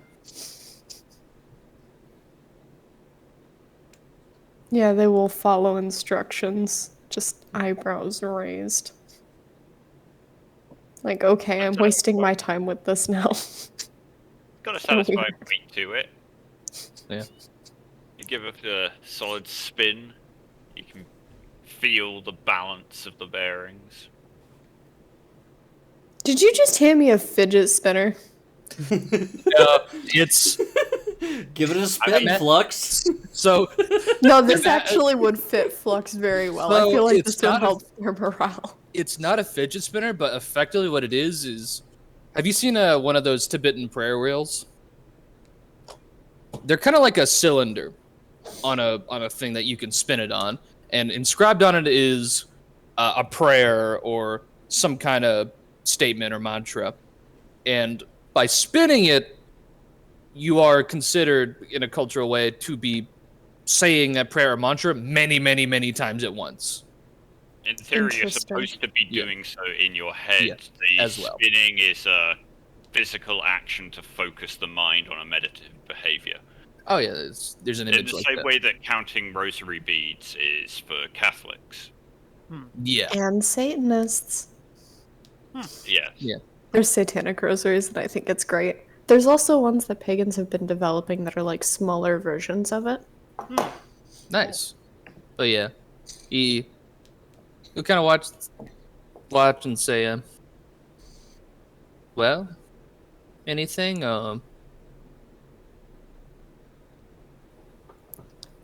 I want to say yes. I really do. Look, He- Flux, he- I can buy you a drink when we get back, if that Yeah. helps. He just nods and puts a hand up, and say, my condolences. It is the best tool I have for this kind of situation. Flux just gonna wave a hand. It's fine. Just, the last time I was in a tight cave with stuff that could and would fall on me, it did not end very well.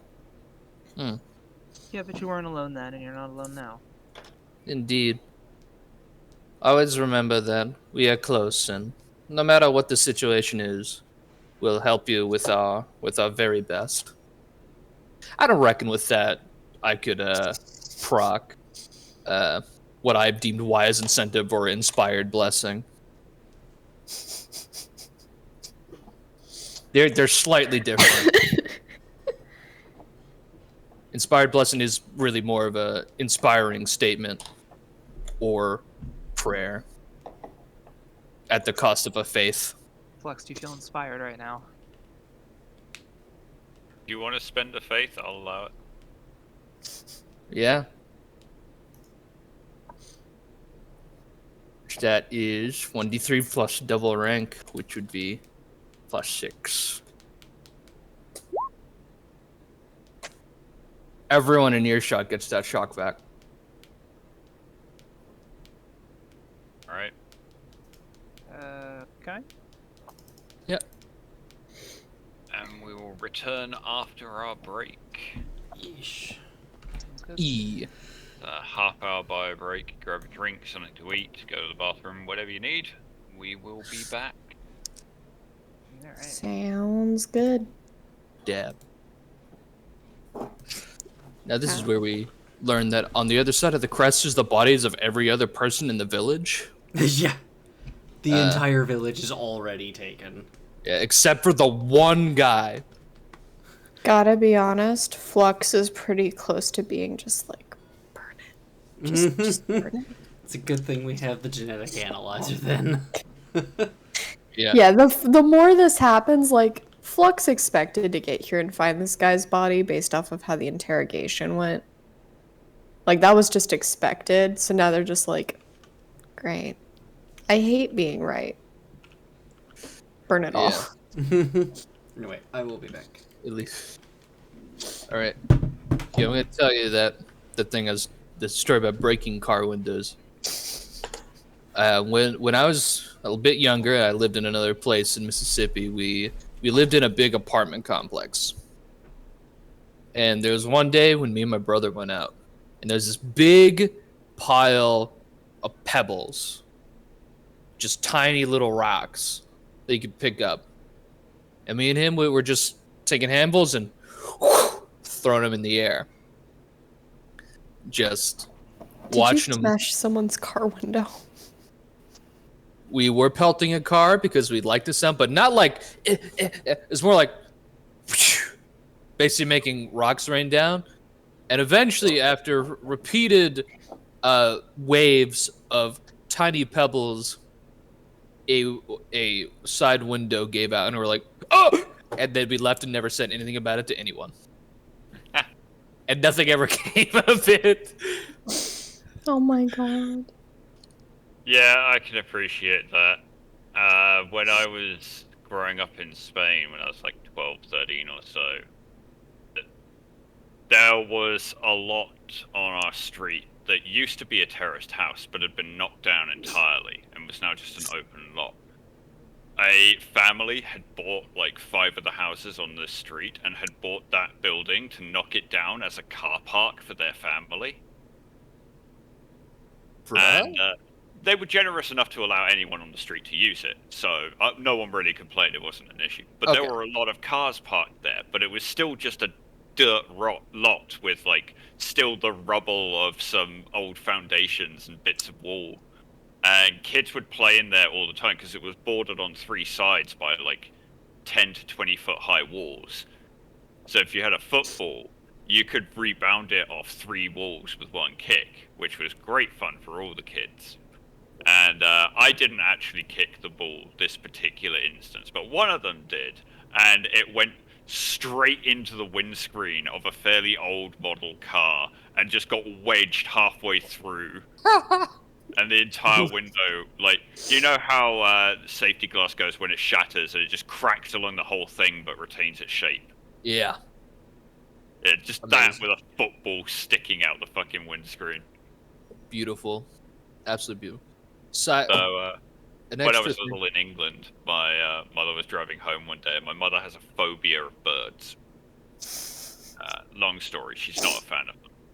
But pheasants in the UK are idiots of the hugest proportions, to the point where when they see a car coming, they will fly across the road instead of away from it. So we were driving home one day after, like, I don't know, it might have been, like, picking up my sister from daycare or some shit. It was fairly late in the evening. And this pheasant just flew across the road, hit the windscreen, and exploded. Wow. Like, everything, the whole windscreen was covered, the car was drenched. There was bits of pheasant across the hood. Mum completely panicked, slammed the brakes, pulled over, and then refused to move until Dad arrived. Admittedly, if a fucking animal completely exploded on my vehicle, I'd probably be like, what the fuck? And just stop dead. Yeah, it's a reasonable response, all things considered. Yeah. But Mum Good has now lord. developed a distinct paranoia about pheasants. Whenever she sees one on the side of the road, she slows down. Which Understandable. is understandable. I was with my grandmother the other day, like a couple of months ago, just going to the shops or some shit, and a fucking pheasant slammed straight into the bumper. So we grabbed it and threw it in the back. She cooked it up later.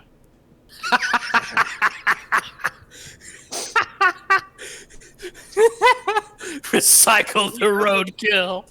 Is that not Yeah. a thing you do? So, weird thing in this country. If you kill a pheasant, most pheasants are owned by farmers. They breed them. Mm-hmm. So if you hit a pheasant, you've got to pay for it because you just killed his property.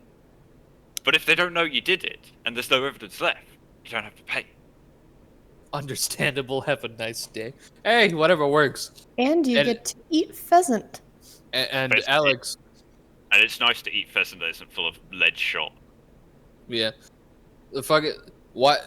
I don't fucking pick up roadkill because almost completely urban where I live. The only roadkill there is flattened raccoons and squirrels on main roads. So if I like got out of my car, someone would pull over I'm and hit not me on asking if purpose. you've ever eaten roadkill. I'm asking if this is like such an alien concept.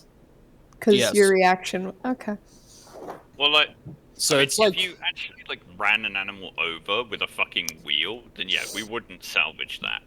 yeah. But if it bounces off your fucking bumper and dies from a broken neck, then that's a different matter. You know, my exposure to anything to dealing with roadkill post mortem is jokes, and those jokes tend to involve rednecks fucking them. So my initial reaction is yeah, roadkill is not Excellent a thing to viable say on thing. stream. I'm very proud of you. What? Someone somewhere has also seen the meme. I mean, if you yourself hit the animal and you didn't like splatter it, then you may as well use it. But if you're going down the road looking for things other people have hit, you might have a problem. Yeah, that's. I mean, you exactly- say that, I genuinely have to stop myself from going and picking up roadkill Well, yeah, but because you want to steal the bones. You don't want to yeah, eat them. bones are cool. Yeah, you don't want to eat them though. That's the difference. I would not recommend eating something that you don't know when or how it was killed. I know, I'm not that dumb. I'm That was pretty more a dumb. broadcast for the stream's sake. Don't eat shit if you don't know how and when it was killed. Just a general rule of thumb. And even if Life you know how and when it lessons was with- killed, if it's a wild animal, it can be infected with shit. So depending on how the meat smells and stuff, you still might go through all the effort and not be able to eat it. Yeah. Here's the easy thing. Don't fucking eat roadkill or wild animals. Unless you fucking have absolutely good knowledge of how that's panning out, of what's I going wouldn't on. really call pheasants wild at this point. I don't think they could actually survive in a wild environment. They're barely intelligent enough to survive in an enclosure. Sheep can't survive in the wild without anyone to shear them because they'll become furblind. Yep. Got 'em. There a was one sheep- sheep that got lost, and they found like, I think it was 5 to 10 years of wool on him. Like, he was just Yeah. encrusted. He had 90 pounds of wool. It must have got that. She must have gotten so big at that point that anything that would have been preying on him was like, It- oh fuck, that's bigger than Yeah. me. Nothing could eat him because there was The- so much the too wool much that they stuff. couldn't bite through it. It's And it also got massive. caked with mud and stuff, so it made a shell.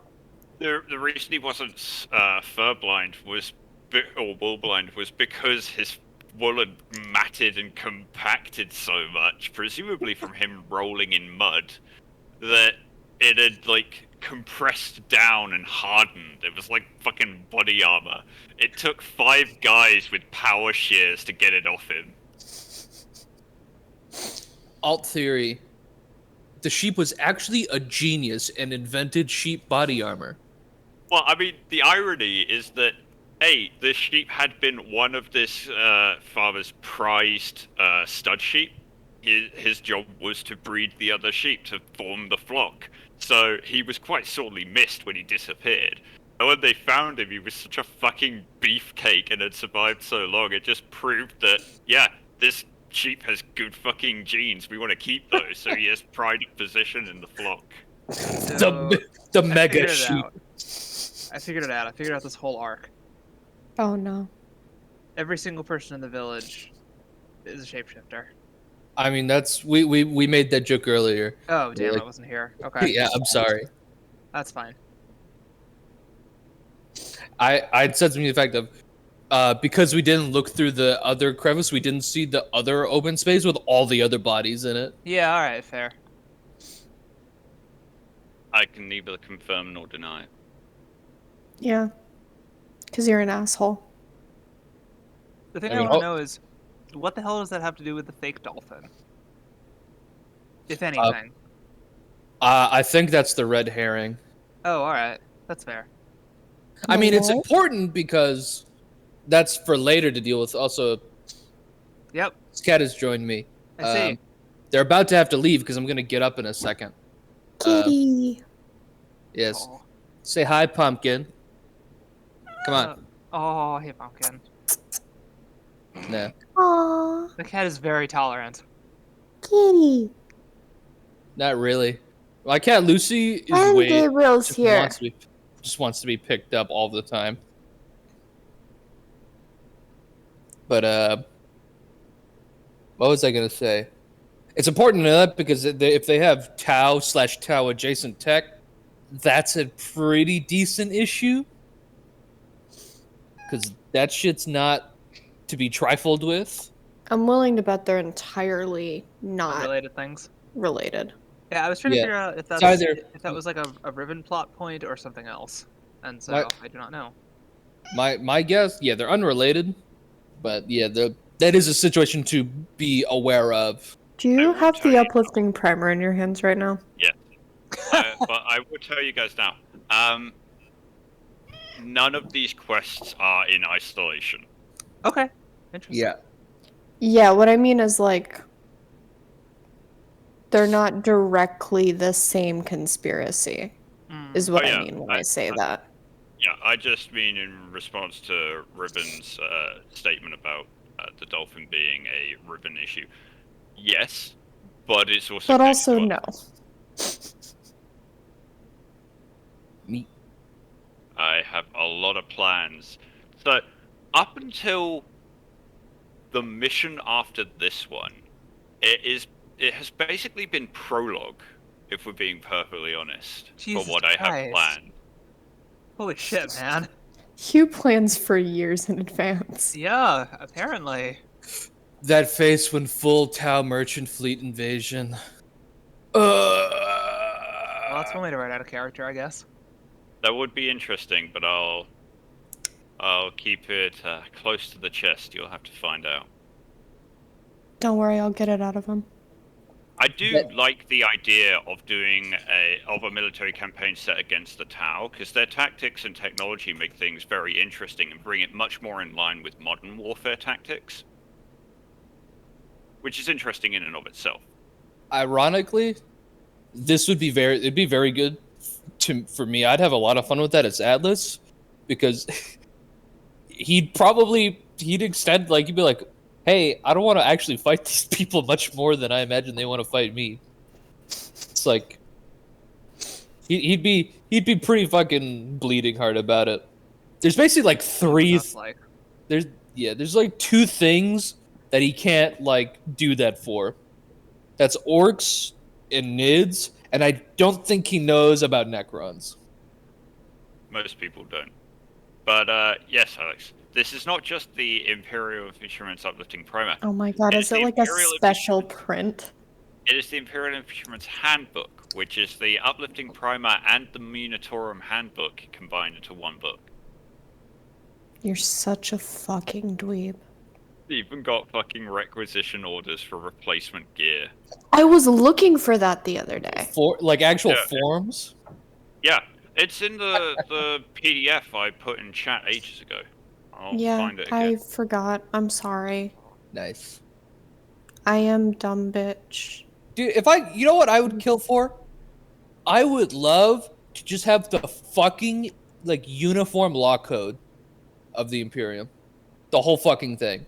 Just to read that. Imperiality. That would Well- take multiple books. That would be like a wall of books. Well, more than that, the Lex Imperialis has literally been described as being over 3,000 volumes, requiring entire archive and library of servants to maintain. I Do want you have it. a library on hand, Mason? I have a computer. Nah, I feel like if you're gonna have it, you need the full effect. I mean, look, you have to make compromise or compromises due. I don't think it's due in this scenario. Of course, allow me to stack up books and fill my room and just, lock my dad in his room because I'd be blocked by books. Listen, you're saying that like that's a bad way to live. Yeah, no, no. Unfortunately, I One like of my these days I dad. can show So, you. One of these days I can show you guys what my house actually looks like and how many fucking books we have. Between my partner and I, it's a lot. here, I'll show you the extent of books in my house. That is why you see that cabinet? Uh huh. In those shelves, there's what is there? There's some small ancient books from school. There's a Tanakh and Okay. something else I can't see. And where's the rest of it? Scattered individually. So Yeah, I can like, probably take a picture or two of my apartment later, and you guys can understand. I don't have very many physical books because it's a pain in the ass. I'd like physical books better than like PDFs. They're easier to read for me because of physical feedback, but paying for that and you know space is just like nah, dude.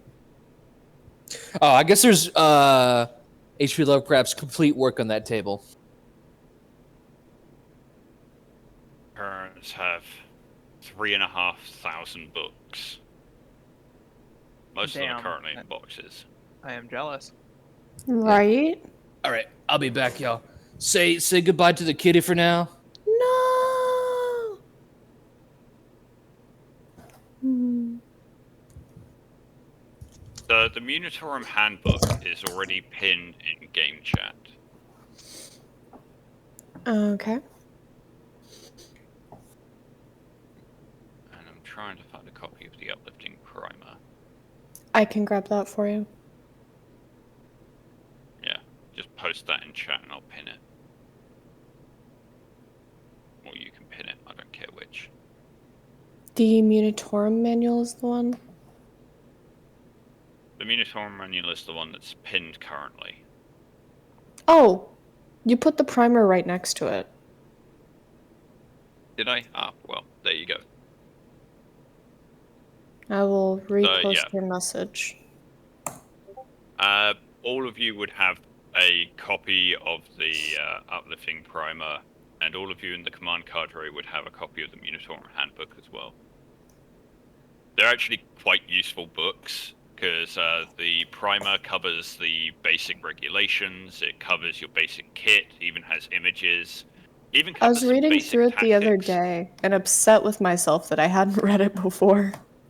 The Munitorum manual even has a section about how to range find and aim mortars with a fucking diagram. Surprisingly detailed. Yeah, I'm like real mad at me.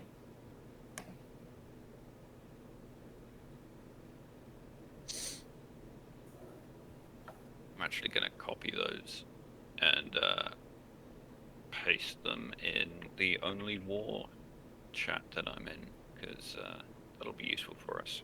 We'll be playing a penal legion. Right. That's exciting.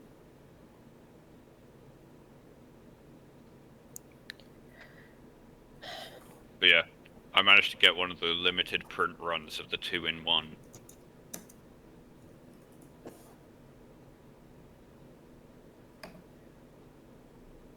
I even Fucking bookmarked the dweeb. regulations. Oh, I Right, found the section on gambling. sanctioned psychers. Any soldier called gambling. Yes, there is actually a section on sanctioned psychers.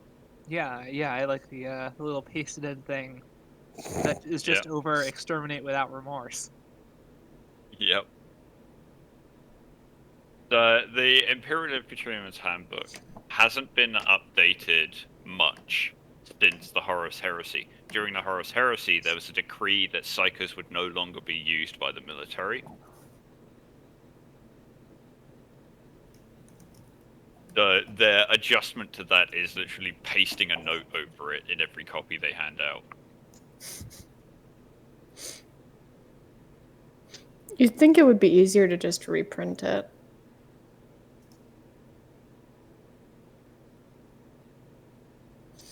Here's one for Riven. Worshipping false idols. Ooh, sweet. I was reading the one Any about how soldier found tech-based worshipping can be, anything other than the Emperor or a saint of the Imperial cult will be mind scrubbed and sent for use in the workshops of the Adeptus Mechanicus as a servitor.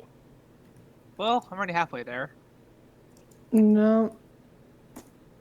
I mean, it's not that I don't worship. It's not that I worship anything different than the Emperor. I just don't really worship the Emperor. Period. Yeah, that's the same thing to Harboring them. psychers and or witches. Any soldier found harboring or withholding information regarding one he knows to be touched by the warp, unsanctioned psychers, witches, and warp freaks will be whipped, have his eyes put out, and then hung until dead. At that point, it seems like putting the eyes out are just unnecessary. It hurts. The symbol.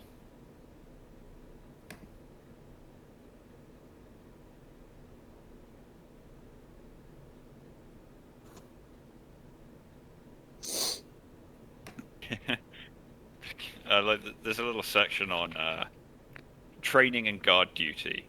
Always keep a sharp lookout and concentrate on the job at hand. If you have access to Luxamp goggles or any visual aid, make use of them. Report any suspicious movement or sound, but do not raise a false alarm. This may require you to investigate the cause of the alarm yourself. The cardinal rules to remember when on guard duty are: stay alert, stay awake, keep in mind the importance of the duty, think of the consequences of failure, and remember the commissars.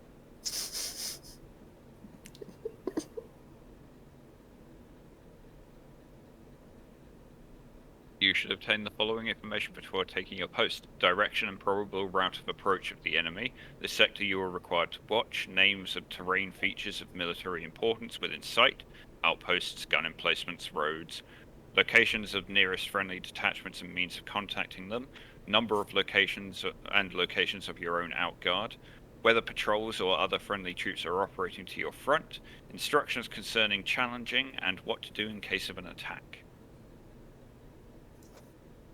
See, shit like this would have been really helpful for me to find before now.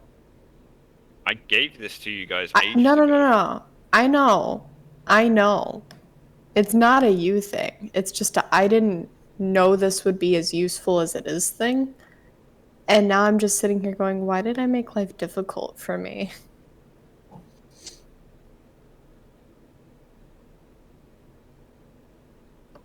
It's amazing that no one in the Imperium Yeah, there's realized that positive full list reinforcement of is better than this. Positive reinforcement There's a works full- when you have the time and energy to dedicate towards cultivating certain behaviors in people.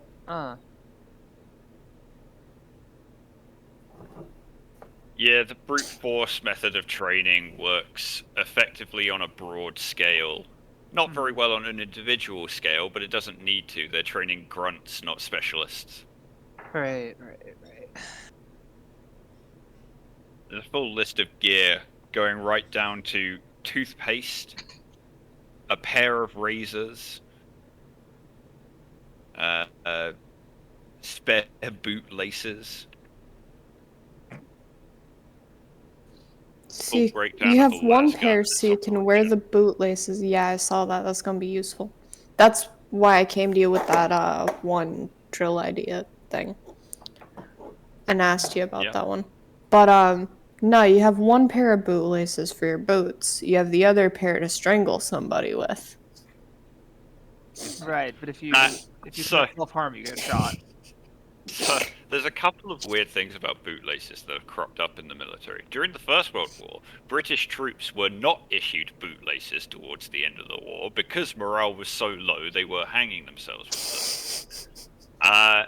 But at the beginning of the war, troopers didn't have enough bootlaces and their boots kept coming off during charges, causing them to stumble.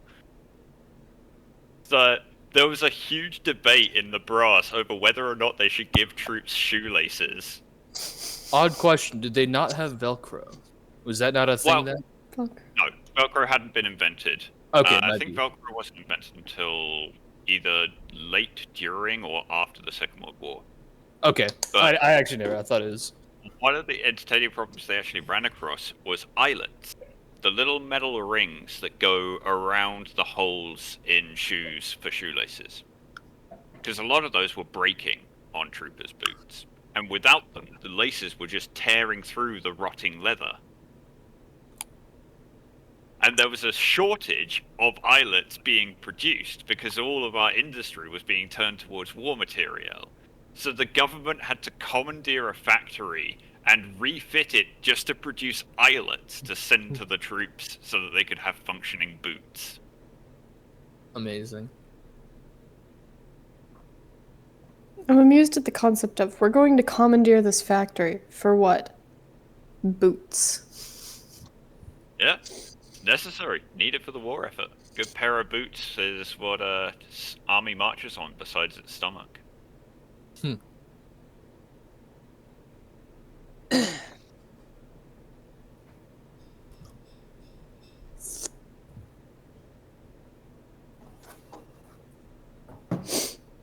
But yeah, I love the primer. It's such a good little book. It's all real written depressing. in. It's all written in character as well. I love the little warning at the beginning. All troopers are hereby ordered to replace their copies of the Munitorum Manual and Infantryman's Primer with this combined edition under Imperial Ordnance IG/INF/237-12 Omega. Failure to comply will lead to summary execution by commissariat officials. You have been warned. Amazing. I'm surprised they still like have Greek letters. Isn't like The Mechanicus Mechanicus mainly stuff is- entirely Greek? Yeah, Like their like the- language is based on Greek versus the rest of the Imperium is Latin. Yeah. The GW writers saw both ancient Greece and ancient Latin as important languages and decided since they have two independent nation states working within each other, they would rip on Latin for one, going off the church style, and Greek for the other, going off scientific notation styles. Noted. So the Mechanicus use Greek letters primarily and don't really use Latinized words that are supposed to be High Gothic, whereas the Imperium primarily uses High Gothic. That's why I named my Friday character Delta. It's a good name. I named Moromir because I threw some syllables together until I came across Moromir, and that sounded very nice. Entertainingly, Moromir means sad ocean. In what? Moro and Mar. I mean, I don't. That didn't explain. Well, it's Latin based, is it? No, it's French based. So Moro is where we get the word morose from, Okay. and understand.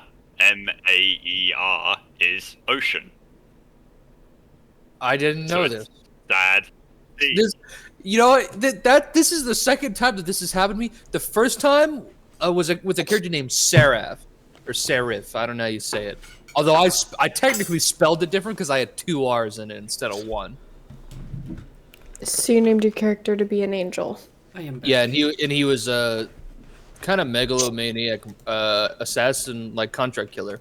That tracks. And when I found out about it, I decided that he knew that symbolism and thought that his parents memed on him on purpose. Hugh, did you see what? It's quite common.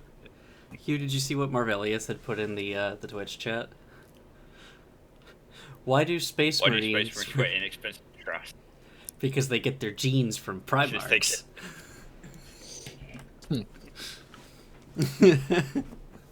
I just realized I never gave Mormir a surname when he most certainly would have one. You're sitting here like, I'm going to be the next king, but I found that boring. You didn't even give yourself a surname. No, he knows his surname. It's just I forgot about it. I probably had it at some point, but thought just putting the self-proclaimed title in there was better than giving him the surname. And then I forgot the surname. It would be funny to me Swear. and fitting if Moromir forgot his surname. I don't think he would because he does actually like to, Nice. even though he doesn't intend to use it, he likes to harp on that status. Oh, so he's just flexing. Oh yeah. Like Since, when Why uh, doesn't he do that to Delta? he does it to everyone though. If he's not flexing, he's probably not your friend at that point. He flexes on his friends. Since we're all back, we will return from our break. Yeah. And we will return to Nuwalia, back in the village. All right. Having gathered a sample, well, attempted to gather a sample from the somewhat drained body. Yes. How successful was I in that? Not very. There is not a drop of blood left, and Riven mopped the rest up. Right, Yes, you Riven's did. Riven's got the jar with the blood sample, so Yes. it's probably more waiting on Riven to come back. Okay, and then she was also You, going around. had been- She was also yeah, you going had around been gathering asking from the Druid to soldiers. come in and get sampled. Yeah. Ooh, woo. But yeah, once she's got all the soldiers sampled and she's checked over everybody, just anything of note. The same usual minor defects in a couple of them that the system isn't registered to understand.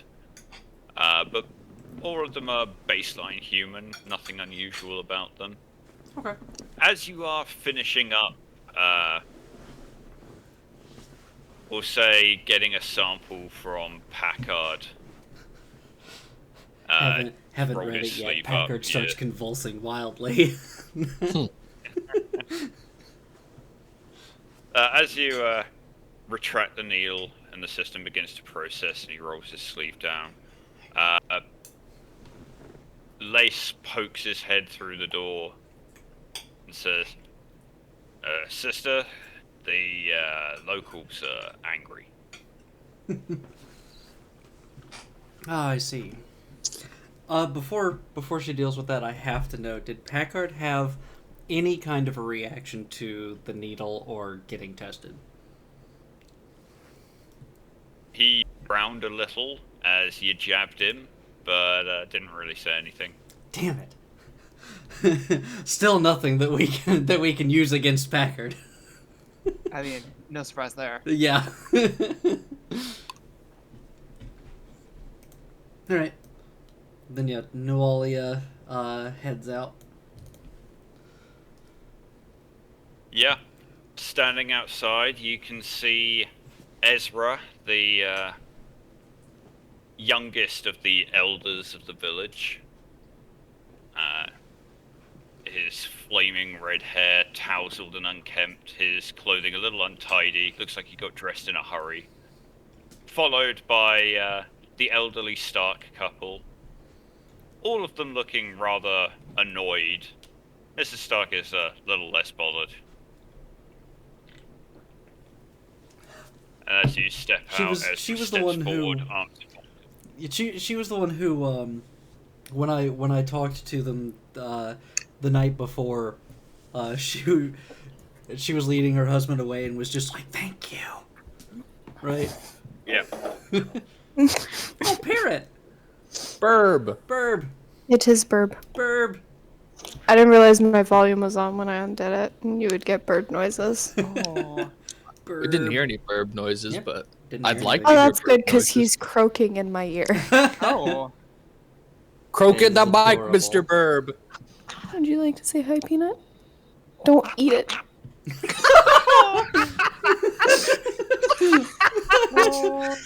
Burb, Peanut says hi. burb. Beautiful. That's awesome. Yeah. And now he's laughing at me. Yeah. Mr. Stark is also the one you dosed up to the gills with stim. Was he? He was, yeah. Right, because he had something that I had to the treat, elderly right? woman had bad back, Right, okay. and so you gave her drugs, and she was very appreciative. Yeah. Yeah, Nualia steps out, takes off her helmet, and steps forward. And says, "Yes, what can I do for you?" And makes What is sure. the meaning of commandeering our structure? As of the current moment, unfortunately, I cannot state. We have had to commandeer this for our use. However, that does not mean that the items inside have been commandeered. If there is anything inside that we can get for you, then we will absolutely do so.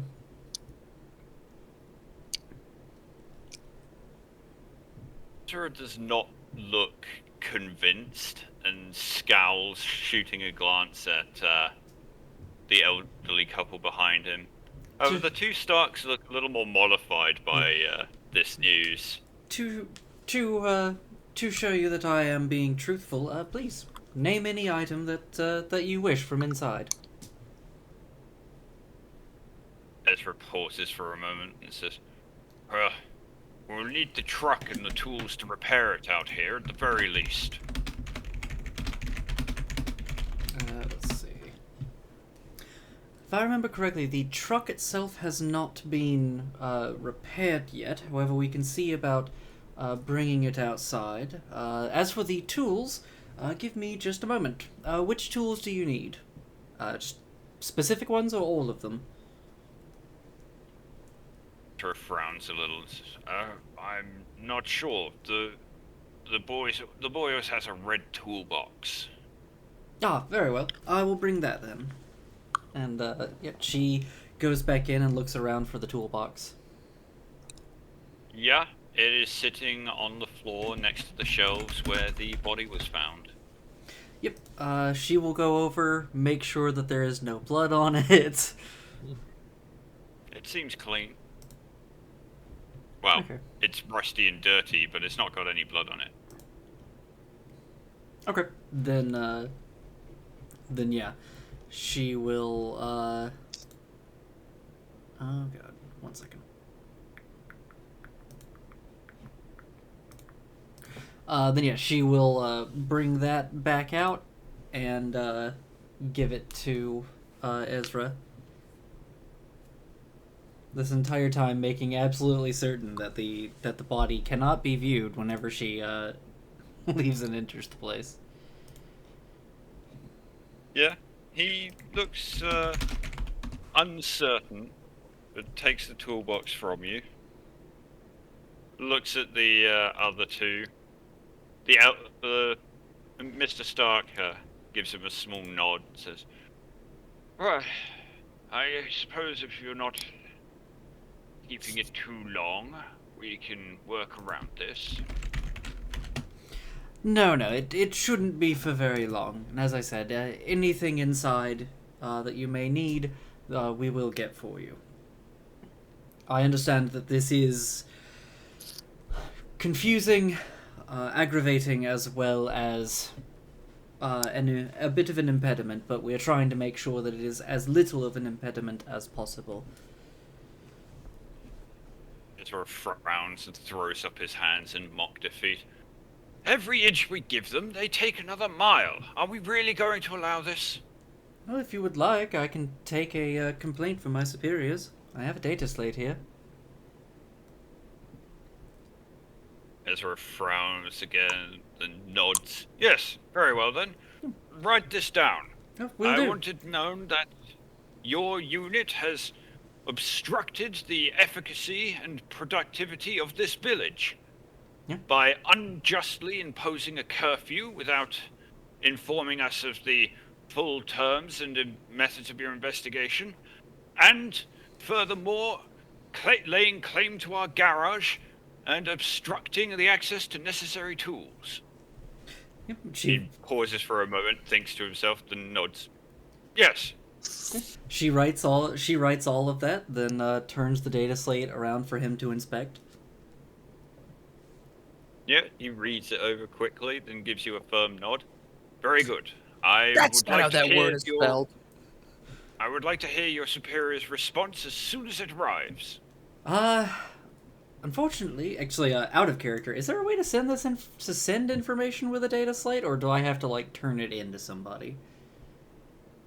You can send data over the box if they are prepared to receive it. Okay, then yeah, Noalia nods and says, "I will have our Vox unit send this data over, and as soon as we have a response, then I shall deliver that to you as well." He gives you another nod. Good. Yes. I won't stand for this. The elder man, Mr. Stark, pats him on the shoulder and says, Yes, Ezra, we'll make sure the complaint is heard and seen to properly. But for now, perhaps we should let the soldiers do their work. Now, I will take this immediately over to the Vox and get that sent out.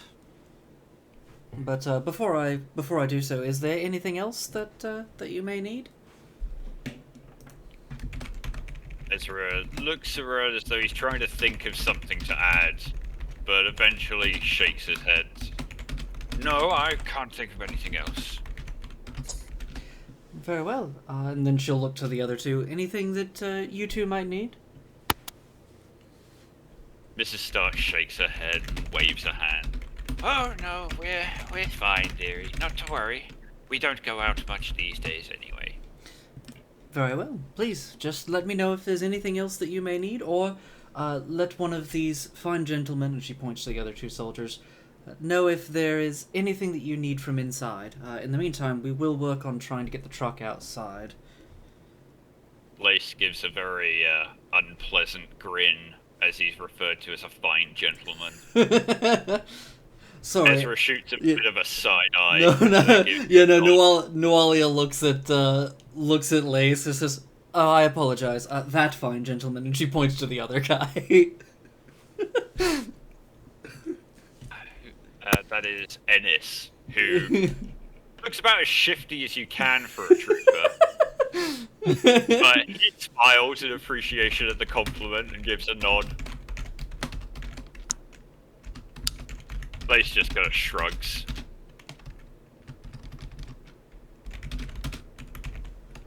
But yeah. Alright. Then, yeah, Noalia will actually head over to the Vox. And, yeah, she'll try to get in contact with HQ.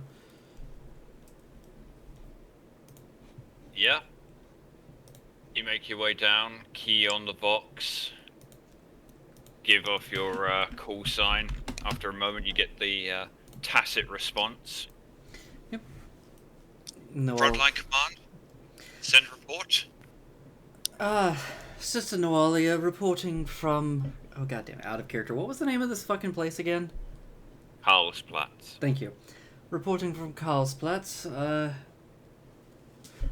Actually, have something to send to HQ. Some of the locals wished to make a complaint about our commandeering of a local garage. There's a ever so slight pause that could be lag before the response. Very well, 999.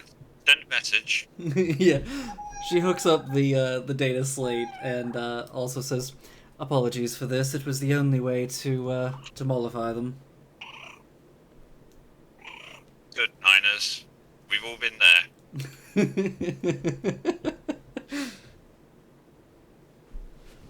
Yeah, you're able to send the data without much issue, and after a moment you get confirmation.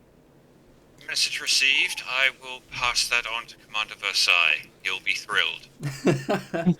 She just gives that laugh over the Vox and says, "Much appreciated. As soon as there is any kind of a response, please get in contact with us. They were demanding that as well." response. A size response as soon as I can. Mind out. Much Okay. appreciated. And yeah, she'll finish up with that, and then she'll go over to Lanewall, and she'll say, "All right, Lanewald, I've finished the testing of all of the soldiers. Everyone checks out, so we're good there. Unless, of course, some horrible thing has happened to you in the last 5 minutes." Laymore shakes her head, casting a glance at the prisoner sitting forlornly between the twins. No, nothing gone wrong here. He's been quiet as a church mouse, which, she lowers her voice. Has me on edge if I'm being honest. I do not disagree with you. Here, come, let's go to the other tent.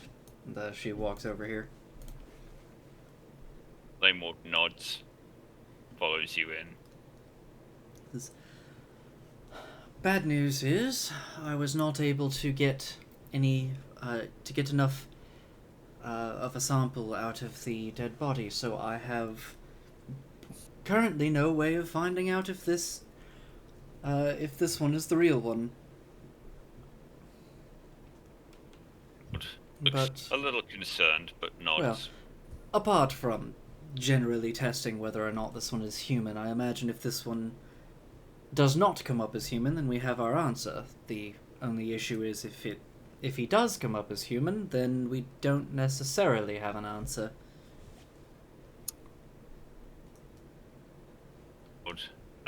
Gives a half shrug, says, that sort of thing ain't really my specialty. I'll take your word for it, sister.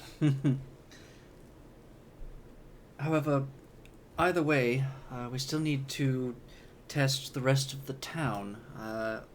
I would be open for any advice on the best way of doing that. Laymore pauses for a moment, frowning in clearly deep thought.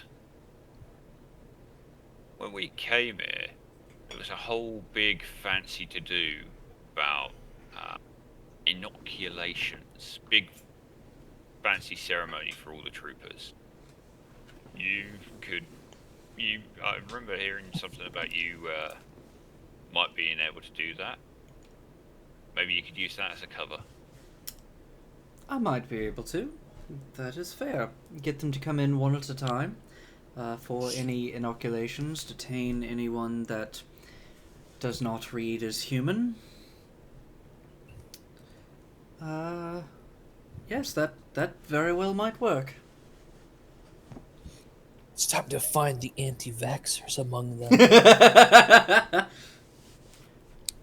Well, we definitely already found the anti-maskers, so it's all good.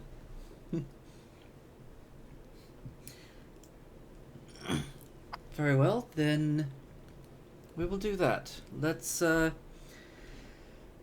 send someone around to each of the homes and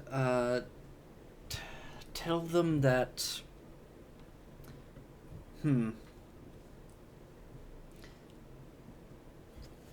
should we tell them there's been an outbreak of something?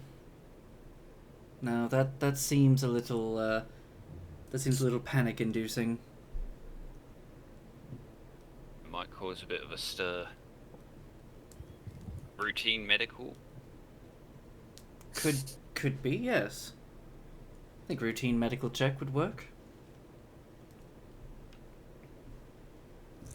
Since we're here and all. Yeah. I mean, what else is a sister hospitaler supposed to do around here?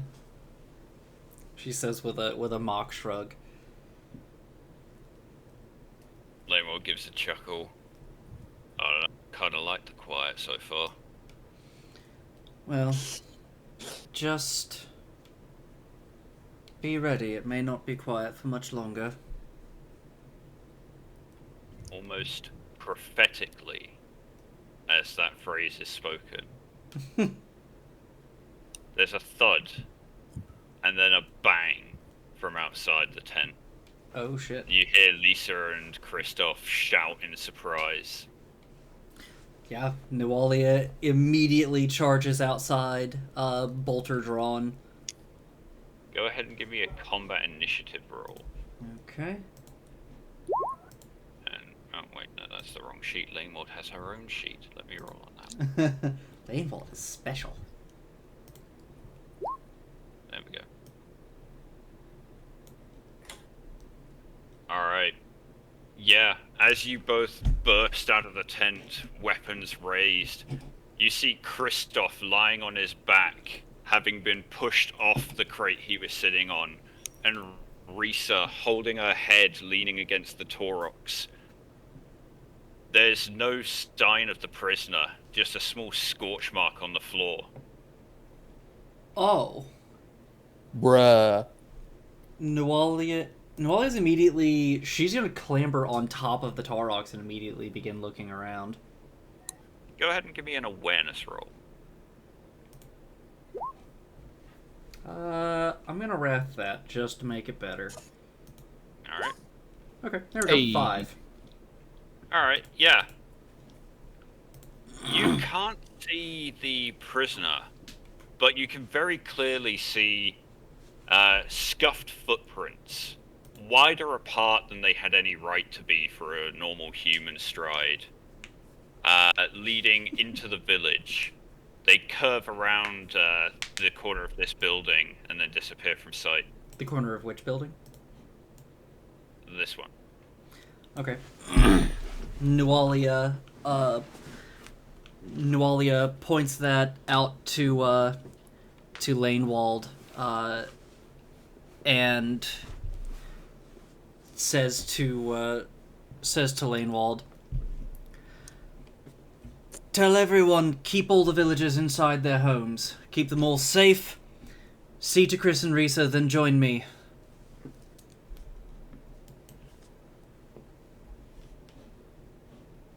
Lanewald nods, runs over to Chris and Risa while barking into a Vox unit. Yep. Yeah, Nualia is gonna follow those tracks.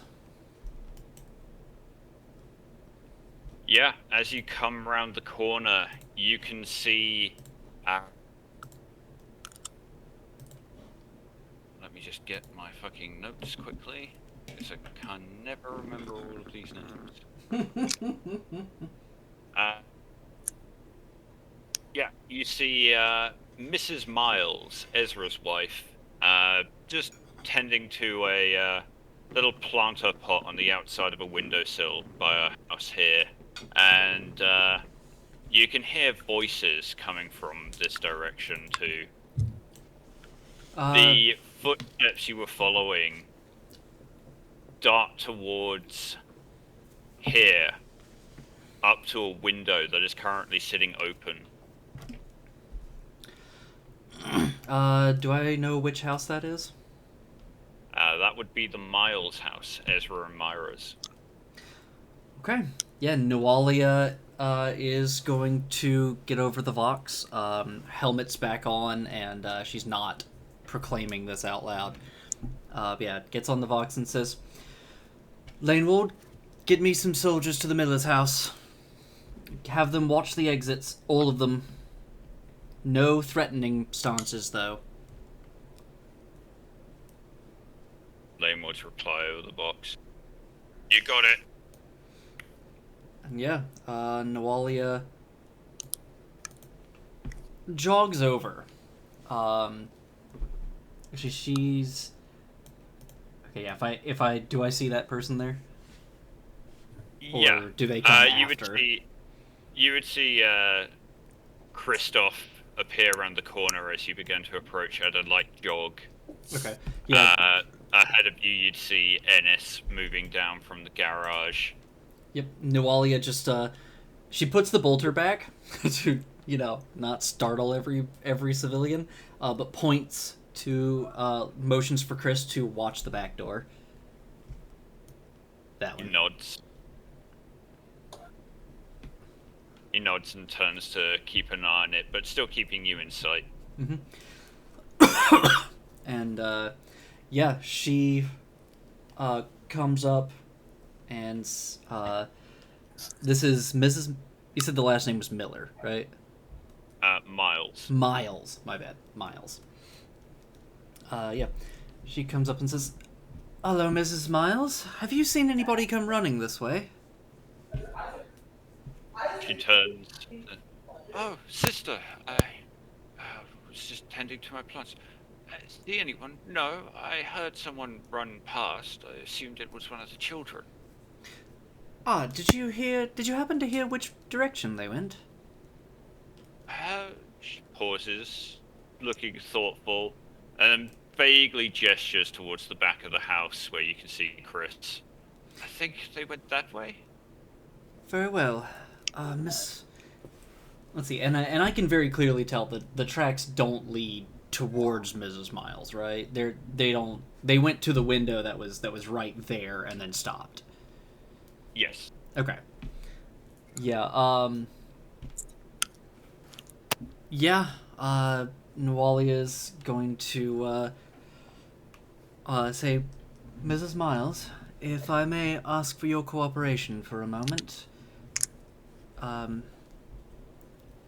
There is something happening, and we need to get you to safety." He looks a little concerned. Safety from what? We don't know. And as she gives you a concerned look, two figures come around the side of the house, both looking at you. Ezra and Franklin Martin, the baker, both looking puzzled. When Ezra spots you, he frowns. What are you demanding now, sister? Another infringement of our rights?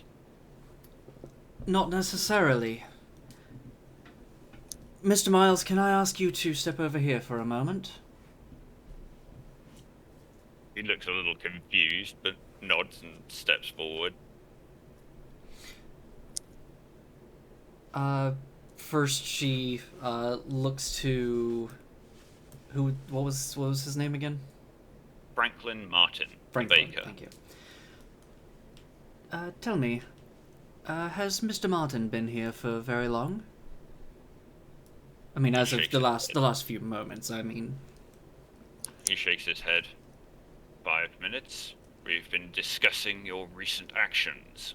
Ah, I assumed that he came from his house.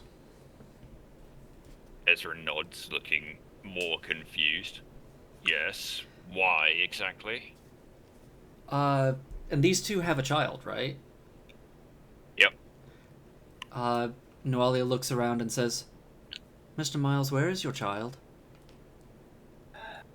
Jason is inside, isn't he? Myra? His wife nods. Yes, I left him in the kitchen. Mr. and Mrs. Miles, we need to move everyone away from this house.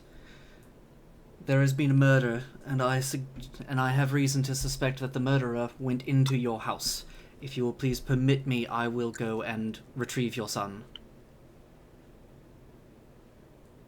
Ezra looks shocked, and looks like he's about to protest before his wife steps forward, a look of horror on her face. Of course, sister, please. Get Jason. He's just inside. Of course, I will ensure no harm comes to him. Thank you. But please, all of you, get away from this building immediately. If you see anything, shout as loud as you can. Ezra still looks like he wants to protest, but gives you a grim nod and takes his wife by the hand. Yep. And she'll come up here as she's passing by, just hand on Mr. Martin's shoulder and says, "Mr. Martin, if you will please go with them immediately." And just keeps going. And she's going to just gently open the door and step inside. Yeah. Inside the kitchen, the curtains are still pulled over the windows as it's early quote-unquote morning. You can see a small boy sitting at the table, kicking his heels, eating what appears to be a bowl of porridge. He looks up in confusion as you enter. You're the big lady from the church. I am indeed. Sister Nualia is my name. And if I remember, your name was Jason? He nods, smiling brightly. That's right, Jason, I'm You're fine. about to murder a child. Hell no, I'm not. Yeah, she says, Jason, have you heard anything inside the building? He frowns, clearly deep in thought, taking this very seriously, his little face creased up in concentration. Then he slowly shakes his head. Just Mum doing the flowers and Dad talking. Oh, very good, very good. Then, if you will please, they actually requested you. I actually came in to get you. If you will please, come with me and I'll take you to them. They're right outside. He nods, hops off the chair, and takes a couple of steps towards you. Says, "Are we going somewhere?" Oh, just right outside, that's all. He looks a little crestfallen, but nods and follows over to you. Yep. And, yeah,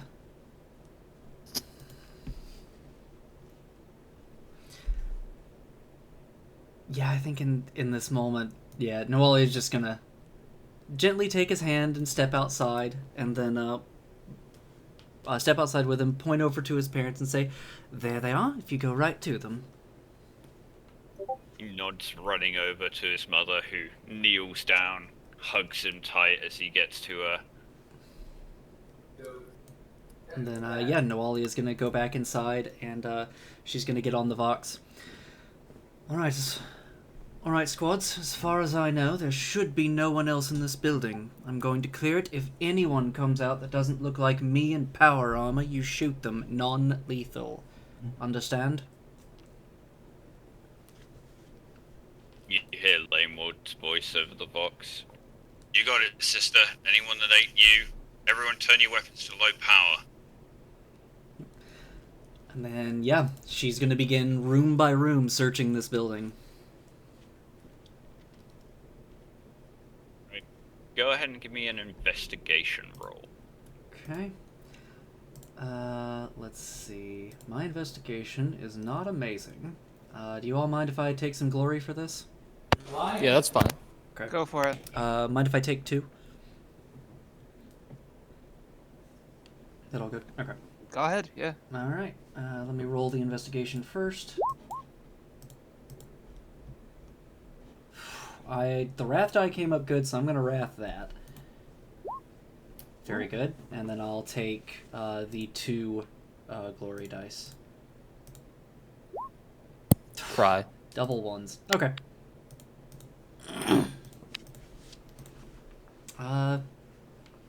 4's pretty good. I'll take a 4. Yeah, Birdie. you begin searching the house room by room. There doesn't seem anything unusual in the kitchen. You make your way through the door on the left into a small sitting room, a couple of comfortable chairs, a couch, small fireplace. Going through the room carefully, you check all the obvious places you can think of, no one hiding under furniture or behind objects. You make your way back out into the kitchen and through the second door, finding yourself in a small pantry, shelves stacked high with food products. Through the door in the back into a office slash bedroom. A desk sitting close to the door, the back door, with a chair covered in papers and documents. But in the opposite end of the room, there's a small bed, and the wall around it decorated with children's drawings.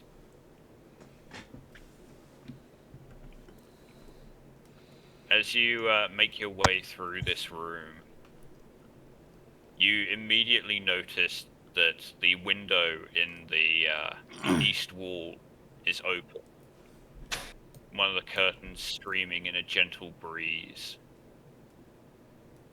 And as you check the room carefully, you notice that several papers have been kicked out of the way and a chair pushed over as someone moved hastily from this door to that side of the building.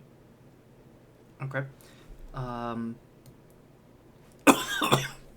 She's gonna first go up to this door and open it, make sure that room's clear before checking out the window. Yeah. Stepping inside, you find what is clearly the master bedroom. A modest double bed sits beside a wardrobe and a chest of drawers. The window in the western wall hanging open as you'd seen it from outside. A couple of portraits line the wall. Many of them look very similar to, look like they're people who have a remarkable similarity to Ezra's appearance. You say remarkable similarity. Assuming this is clearly like not the family same person, family members, but, not Ezra. Yeah, they all have flaming red hair and the same square jaw and large nose. Okay. Then yeah, with that, excuse me. With that, she'll come over, and she'll get on the Vox and say, "I'm on the east side of the house right now, about to open a window next to the back door. Don't shoot." And, The yeah. window is already open, Or rather, she's saying and as she's about you to stick her peer head out. through, you can. As you peer through, you can see Private Person and Lance Corporal Kaminsky. Kaminsky to the north, Person to the south, both watching the building. Yep. Noalia is going to check the ground for tracks. You can definitely spot a pair of boot prints.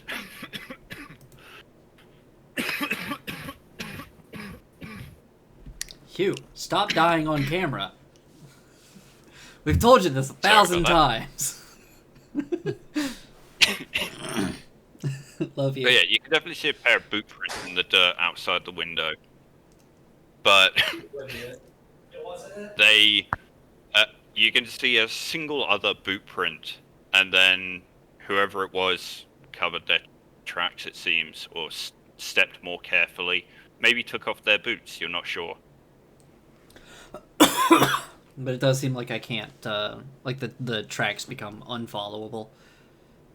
Or harder to follow, at least. Actually, can I make a... Give me another roll to Yeah. double check. Thank you, yeah, I was about to ask that. Okay, awareness? Yep. Okay. Or investigation. I'll allow either. I will do awareness since I have a point in that.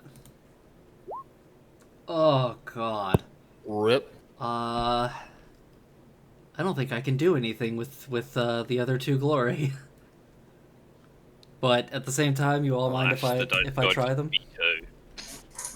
Hey, you want to use them, use them. You're muted, Alex. Oh. Yeah, you're good. Okay. Yeah, Then, go yeah. for it if you want. Okay. The bird just did a new thing and I'm confused. I mean, was the it's thing? one success. Yeah, it's one success. So, yeah. Yeah. You can't spot anything. You're not entirely sure if it's because they covered their tracks really well, or you're just not particularly good at tracking. But Yeah. you can't see where they could have gone from here. You said there is a boot print though. At least one. Yep. A single forlorn boot print. Can I just try to memorize the pattern of that boot print? Sure. Give me an intellect roll. Okay.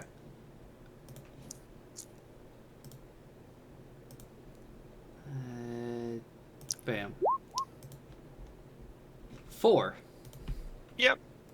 Not particularly difficult to do. I'd say you could memorize it. Okay. Then yeah. I'm also going to look inside. Does it look like there's just like one boot that's just like in a corner somewhere? Some of the things stole one boot but didn't get the other. There is a shoe lying in the corner, but it's about a size 4. So it's okay. Yeah. So it's too small. Okay. Okay. That face when the guy backtracked and the tracks are just going the other way and you forget to turn around. Yeah. Yeah. Or it was the child. It did. Unlikely. Unlikely, but it. You never know. This thing knocked over a chair, and that kid's like, I didn't hear anything. Yeah, I don't understand how. Hugh, is there just something missing in our group composition that would make it easier to track this person? Survival. Survival skill would probably be useful. Sure. And Yeah. I actually have that. It's willpower based, so. Yeah. Do I have? Well, Hold on. Do I have? with Hold on. this, No. Do I have points in survival? Let me double check this. I feel like I put points in survival at some point. I did not. Okay, that must have been a different character.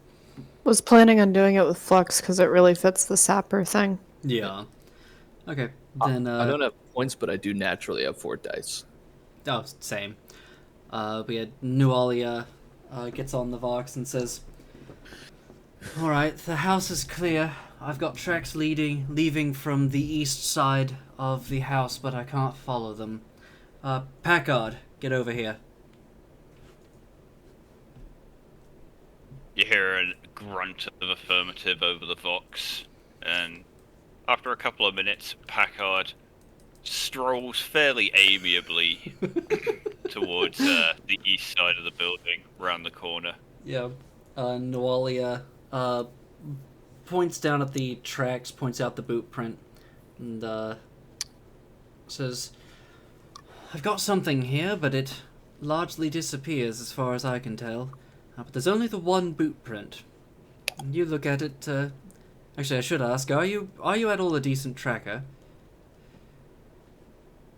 Packard kind of glances at the boot print, then up at you and shrugs a little apologetically. "I'm good at shooting things and I'm good at hiding, but I've never really hunted anything before." More of a command sends you here and then you shoot the person they tell you to shoot rather than track the target down kind of sniper then. That's generally the deal, but I can give it a shot if you want. Give it a try. See if you can find something. You, out of all of us, you seem to be the most resourceful. Could just ask everyone, like, hey, who's good at tracking? I mean, I could, but that'd take a hell of a lot of time. Yeah. Packard squats down, examining the boot print, looks at the area around it, frowns in puzzlement, eventually rises and shakes his head. Wait, As far as I see it, you fucking leapt into the sky from this point. question. Can I spend my wrath on him? I still have one. You're not there, unfortunately. Ah, damn. I was gonna say, we've spent wrath on NPCs before. Yeah, I am allowing you to spend wrath on squad mates, but you have to be there presently to assist them. That makes Understandable. Have a nice day. sense. Then, Nualia's actually gonna, like, lean her head out and look at the roof of the building. Is it a flat top roof? It is a peaked roof, but it's not a very steep peak. Yeah, she's gonna look around, look at Packard and say, "Don't think you might be on the roof, then." Packard frowns. At first, like, you've just declared that he had a chicken sitting on his head. But then, warning realization kind of drifts across his features, and he frowns at the roof. You know, you might be onto something there. Yeah, she gets on the Vox and He starts taking a few steps backwards to get a clear view. yeah, she gets on the Vox and says to everyone, "Check the rooftop. The inside of the building seems to be clear, but check the roof."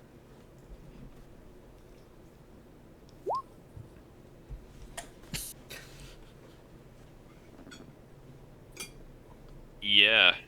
As Packard backs up away from the building, looking at the roof, he frowns.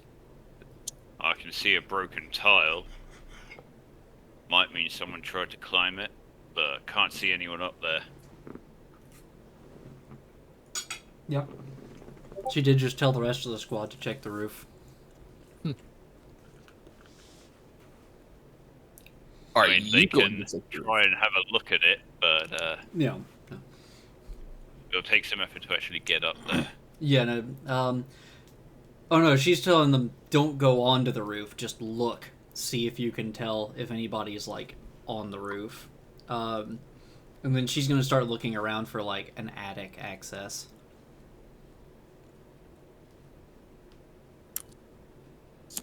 Yeah, there is a small hatch in the ceiling of the room you are currently in.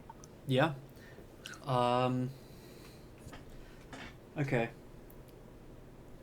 She's gonna get on the box again and say, Lanewald, come around the back and meet me inside.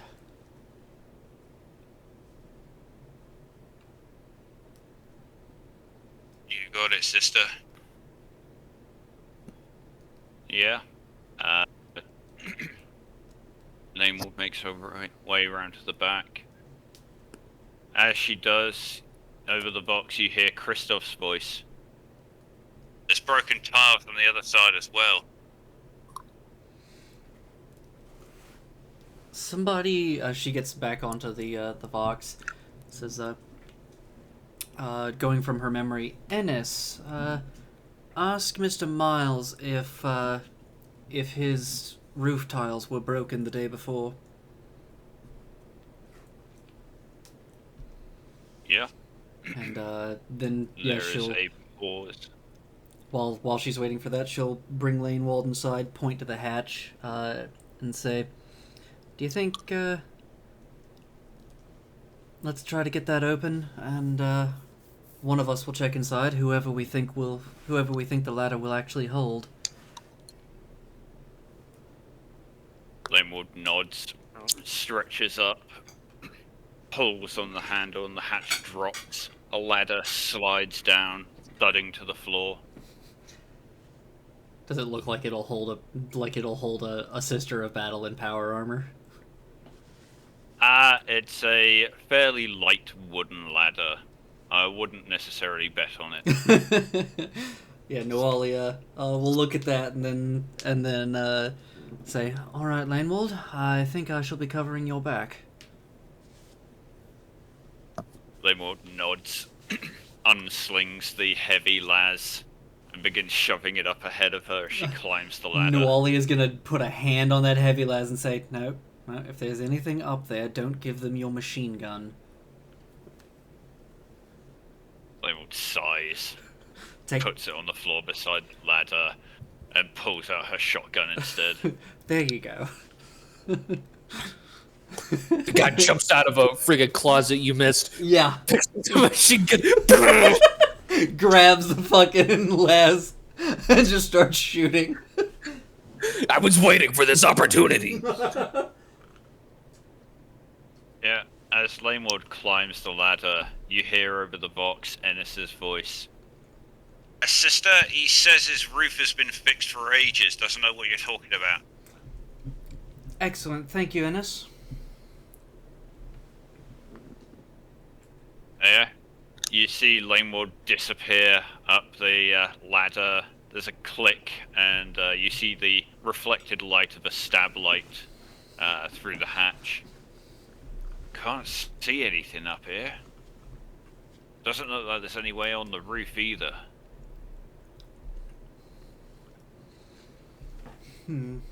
He jumped. He very well might have gone out the other end of the roof, jumped to another one.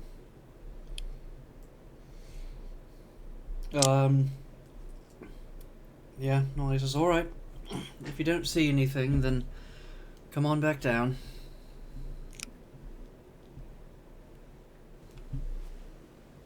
Laymord climbs down at your order,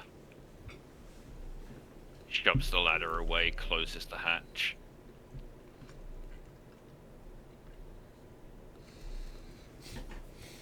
And we will return to the away team now. Before it goes back to the away team, Noalia will say to Lanewald, "Get on the Vox. Let Flux and the others know what just happened." One nods. You got it. There we go. That's a good scene cut. Yeah.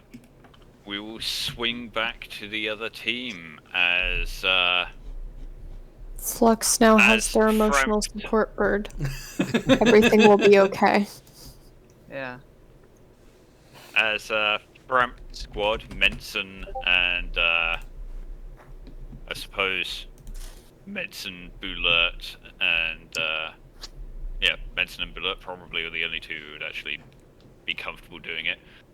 Heaving on the rope, pulling the body through the crevasse, Riven crawling along behind it, guiding it through, making sure it doesn't get stuck on any outcrops. Eventually pulling it free with a thud. And Flux eventually mustering up the courage to force themselves through the crack.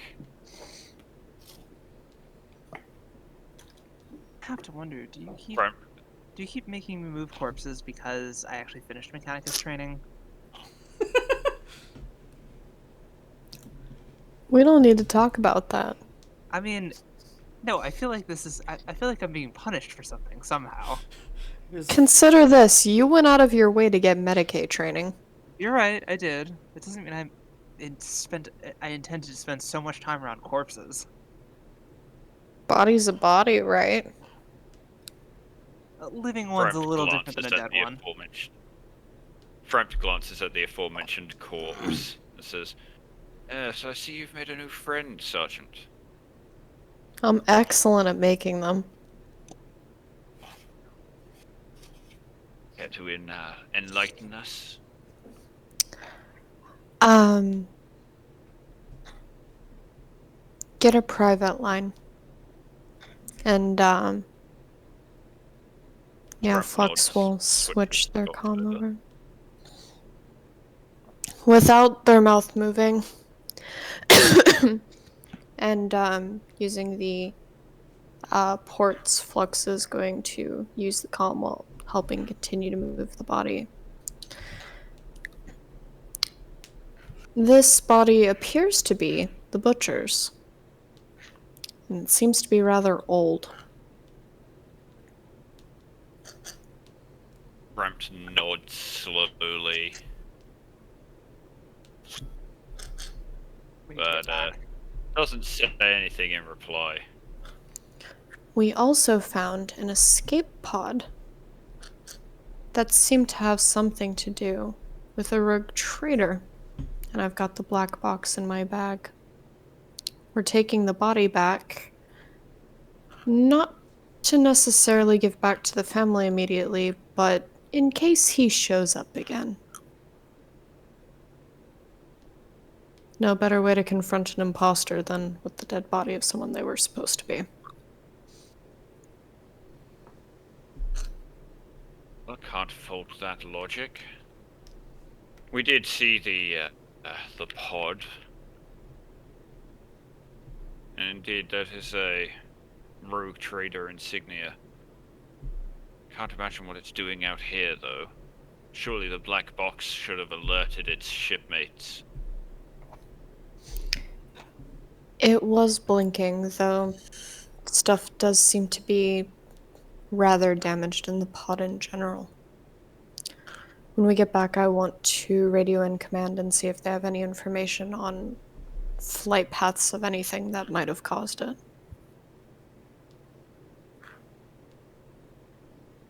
Framp nods. There may be issues with that. It would require coordinating with the Navy presence and with the local administration. There may be delays. Yeah, that tracks.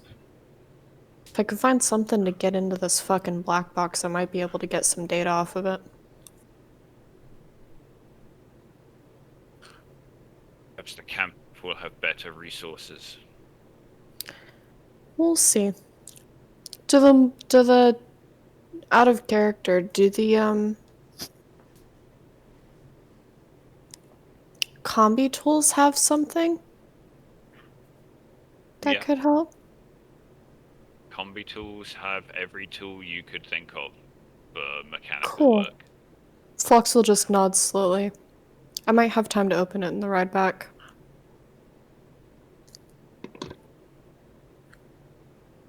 Very well then. What are your orders, Sergeant Major?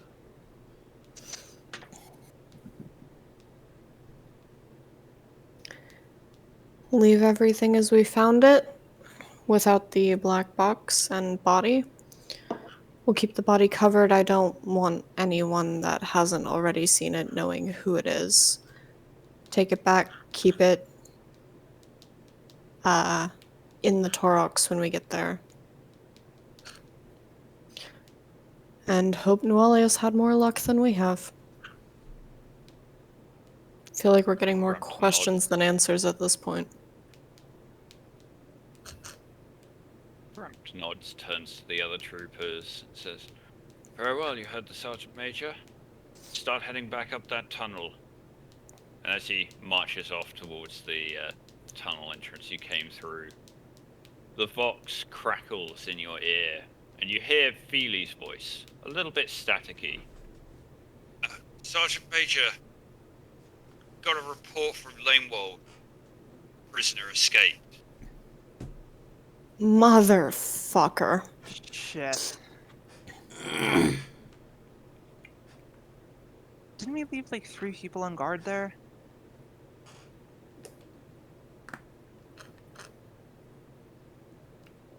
Yeah, something like What that. to say, real- Yeah, I'm sure she fucking is.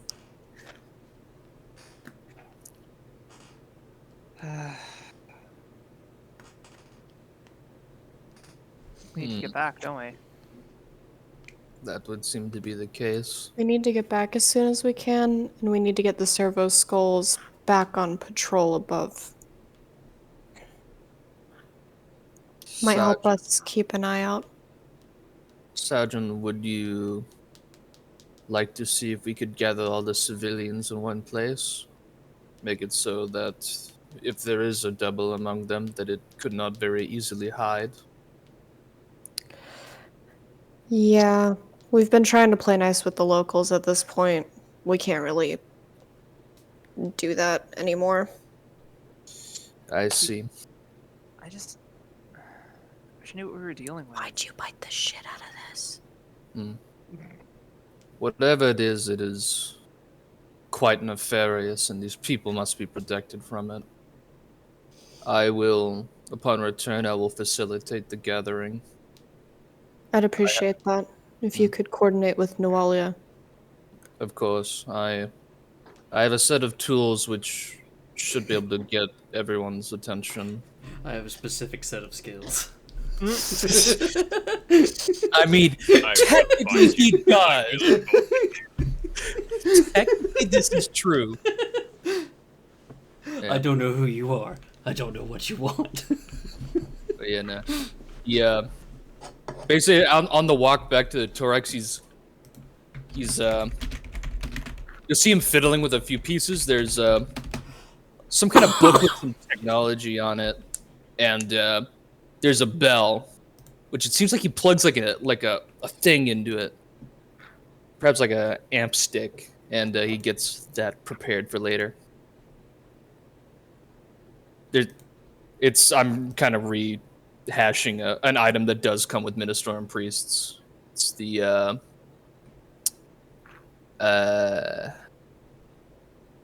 missionary kit. Yeah. You'll clamber out of the hole. Who's dragging the body up? Probably me. Flux would, but we are twink, and I've learned my lesson. Atlas will help out. Yeah, so I think Riven is definitely also dragging the body. Yeah. Alright. Tying a rope around his legs, and then the two ends, one to Riven, one to Atlas. The two of you can pull the body up this narrow channel as you clamber out. It's fortunate there were ropes left behind, or this would be a lot harder. I still say we should just take in the head. Practicality is understood, but unfortunately, This is but not appreciated. preferable. I understand. Yes. Uh, I'm sorry. that's fine. It's not like it's the first time I had to lug around a body today. My condolences. Carrying the dead is a difficult task. Well, they're just so damn heavy. It is usually because they cannot give any form of support to assist. I thought you were gonna say it was they were bearing the weight of their sins or something, but I like your answer much better. It is my understanding that those leave with the soul. Hmm. No reason for a body to hold anything. It's nothing more than a coil. Hmm. Damn heavy for a coil. Indeed.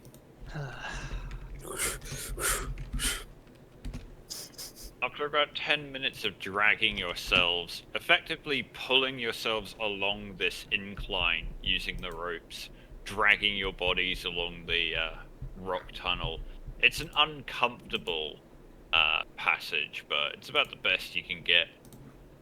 And eventually, after about 10 minutes, you pop out into the open air again, Feely looking a little concerned as Brackle sits in the turret hatch. Griffin is very haggard and just like I don't want to talk about it. All will be explained in due time. We are leaving. Feely jumps down, grabs one end of the ropes that the two of you are dragging behind you, and helps pull the body out. He looks a little surprised when it's a body that appears through the tunnel entrance. Don't worry, we just we made a friend. Mm. Is that what they're calling it these days? Yeah. I got the idea from Framped. Our dear Lord Commissar. Listen, Frampt is lovely. I wouldn't know. I've never talked to him. It's not true. I talked to him once. I still need to, but that seems like that might take a little bit. Yeah. Maybe in the downtime. Whenever that happens. Yeah. Yeah, I guess. All right, pile in. Let's get back. Ward clambers into the Taurox. You are able to rev the engines and pull away, heading back to the village. How far? I don't remember. How far away were we? Were we like miles or meters? Well, Meters. you'd driven 40 minutes north, then taken a detour another 30 odd minutes to the east. So I'd say it's probably almost an hour's trip back. Hell. At normal speed? If you gunned it and really pushed it, you could get back a little sooner. I mean, that's what I'm doing. So. Yeah. During Give the me a trip, pilot. Flux is gonna get themselves camped out on the floor of the back with the black box just between their legs and start cutting at it. But yes, I'll totally give you pilot rolls if you need them. Yep, give me a piloting roll, and Flux, give me a tech roll. The I DN of the got tech you. roll will be influenced by how well-driven drives. Well, Fuck. Ruben got a 4, but she's re-rolling it because it's like she hasn't re-rolled anything, and it's 8:30. How about a 6? That is Not bad. Ooh. Nice. all right. Pretty good all around. You're able to handle the Taurox pretty well, Riven. You've had a fair bit of practice at this point. Yeah. You're able to shave a good 15 minutes off your travel time. Sick. Nice. I'll note that this whole time, Atlas seems to be kind of like in some kind of meditation, and he's been continuously spinning the prayer wheel that has the lightning symbol on it. I mean, I've been gunning it, so I haven't had a chance to look. But It's just for anyone else. That's his fidget spinner. Not exactly, but if you wish to equate it this way. Yeah, it's total time for them to get out of the cave and then drive back. It's about an hour before the team gets there. What are you doing in the meantime, Nualia? That is a really fucking good question. She's definitely going to check up on Chris and Risa, give them a medical once over, and ask just what the hell happened. Yeah, Chris looks fine as you step out of the house. You can see him standing a few feet away. It's not difficult for you to walk up to him and talk to him. He looks fine. His eyes are a bit bloodshot and he's blinking a lot, but otherwise he seems alright. He gives a kind of loose salute as you approach. Sorry, sister, didn't see him at all. Fucker caught us by surprise. What happened to the prisoner? Well, we were sitting back, shooting the breeze, watching him as we was told. And he reaches in his pocket. I says, "What you doing?" And he says he's getting a ration bar. And I figures, oh, what's the harm in that? And as he pulls his hand out, he drops something, like a little ball, shiny, metal maybe. When it hits the floor, there was a flash and suddenly shoves me off the fucking crate. I heard a thud. When my vision cleared, saw Risa lying down and Laidwood shouting at us. We're morons. We Seems he didn't search him. slammed, We didn't search him for a goddamn We're thing. fucking morons. Fucking chased this asshole out into the fucking wilds and didn't search him. Chris shakes We his head. deserve this. Sorry, sister. He got Risa pretty bad. Slammed her into the Taurox. Laymore thinks she has a concussion. Yep, Nawalia will nod and go check Risa out. Yeah, getting back to the Taurox, you can see Risa sitting on the floor, propped up against the Taurox, holding her head with one hand and drinking from a flask with the other.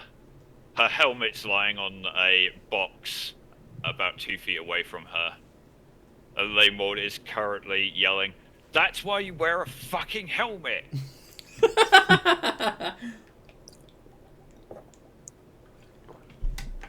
Risa just kind of shakes her head, frowns, takes another swig from the flask, then hands it back to Laymord.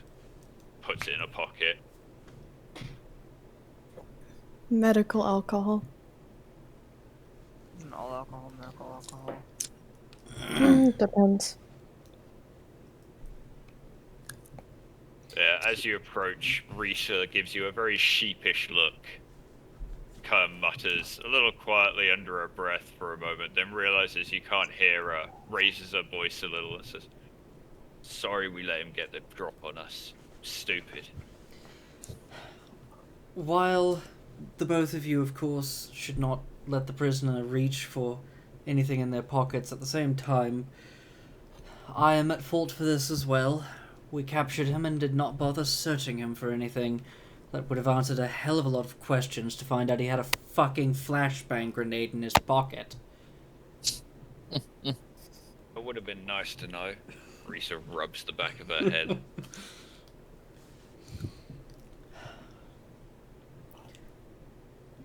Alright, you two rest. Especially you, Risa. Lanewald.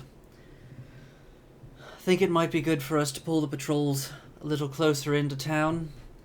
Keep everyone on notice. If they see Mr. Garrett or our missing prisoner, they are to shoot to capture. Non-lethal shots, but detain them at all costs. Laymore nods, gives you a sharp salute. You got it, sister. Anything else? Well, other than the obvious, if they see something not human, shoot to kill. She nods again, with a bit of a grin this time, then puts a hand up to her ear and starts speaking to the box. Alright. Kaminsky, person. Resume patrols, but this time inside the village. Keep an eye on doors and windows. Make sure no one's coming in or out. Everything's on lockdown. I'm going to be going to every house, and we will begin genetic analyzing. No one gets to say no. Period. If we have to detain them by force, then do so. No, Emerald nods. no killing, of course. Emerald gives you another nod, looking a little despondent. Says, alright, sister. We'll round them up, keep an eye on things. No rounding up. They stay in their homes. We are not putting them all in one place. That's just asking for a bloodbath. She frowns for a moment and then nods. You're the boss. That being said, no, we're going into their homes to do this. We're not dragging them out to somewhere else.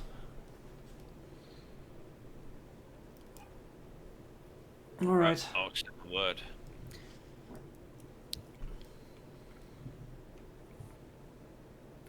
The only Yeah.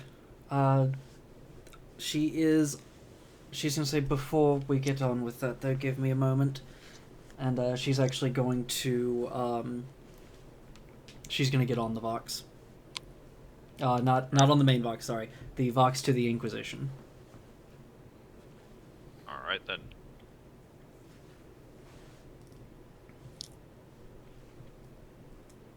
Yeah, you plug the Rosarius in. There's the familiar click and pause before the interrogator's voice. Report. We have a situation.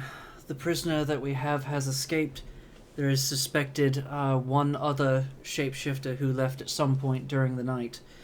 Reason to suspect that there may be more in the village. I'm going to begin genetic analyzing of the civilians here, but is there any kind of a cover story that we need to tell people so that they don't suspect anything?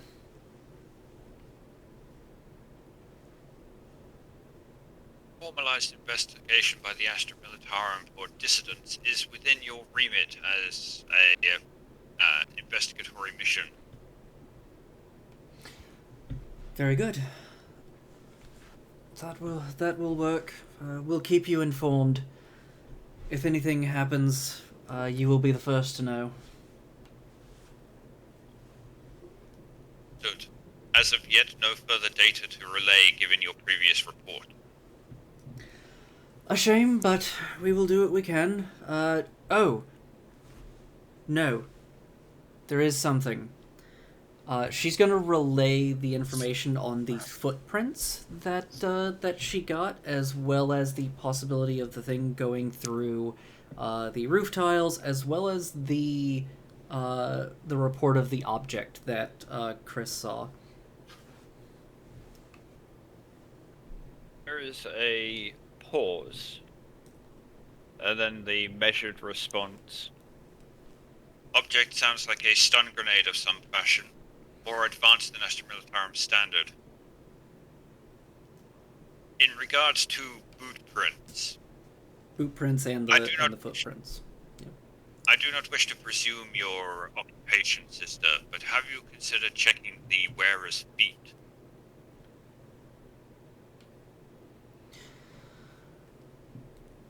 We did not, but I will begin doing that. If the feet are not calloused in a way that matches the shoe, then they are an imposter's boot. That is a good bit of advice. Thank you, Interrogator. I will put that to use. I hope it aids you, sister. The Emperor be with you. May he be with all of us. Sister Nualia out. The box line clicks and goes dead. And yeah, with that, she's gonna say, "Alright, Lanewald, do what you feel is best in this situation, but assign 2 soldiers to me while I go through the village." Limwald nods, glances at Risa, says, "You're out for a start, not with that head injury." She holds a hand up to a box, says, "Harlan, Ennis, accompany the sister for me." After a few minutes, the 2 troopers jog down from the village towards you. Yep. Noalia will meet them, let them know what she's doing, and she will say to them, "No guns. If anybody tries to resist, detain them, but do no guns. Not unless we're actually under attack." Frowns a little, but nods. Harlan just shrugs and says, "Fine by me, I'd rather not shoot anyone anyway." Of course, and if people do begin resisting, go ahead and switch your lasguns to low power as well. We're doing this non-lethal. 2 of them nod, pull their rifles off their shoulders, change the power setting, then re-sling them.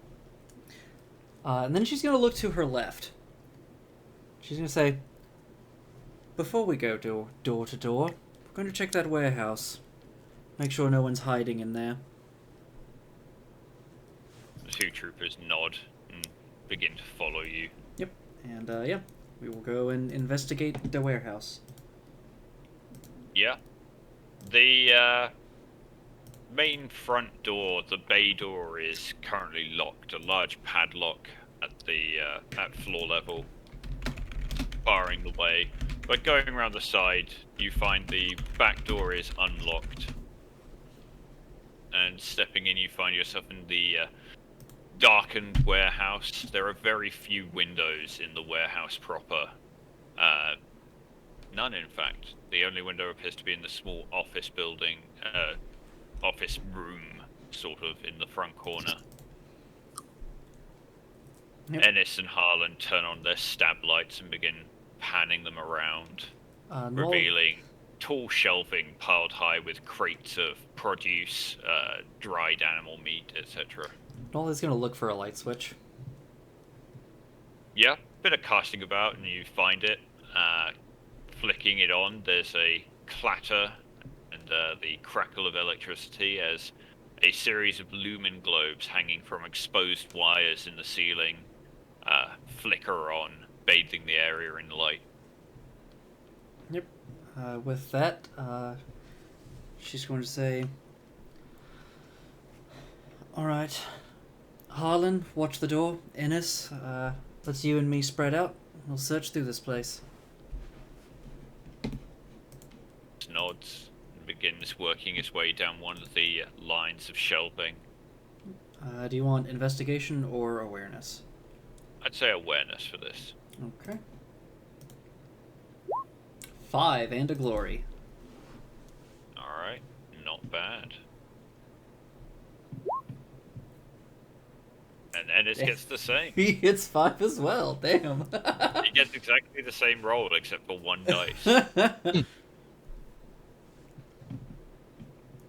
Yeah, the 2 of you work your way methodically down the aisles of shelving. Finding nothing in the main warehouse, you move on to the small office cube. Opening the door and scanning inside. No sign of anyone. Okay. There are a few signs of disturbance in the office, but you recall Riven remarking about something that occurred earlier. Yeah, Noalia's actually gonna note that, and yeah, she's gonna genetically test everyone anyway, but she's gonna make sure to pay close attention to those 2, because they were also breaking curfew. That is fair. And then, yep, she'll call out to the other 2 and head to the first house, which will be the Garrett residence. Alright.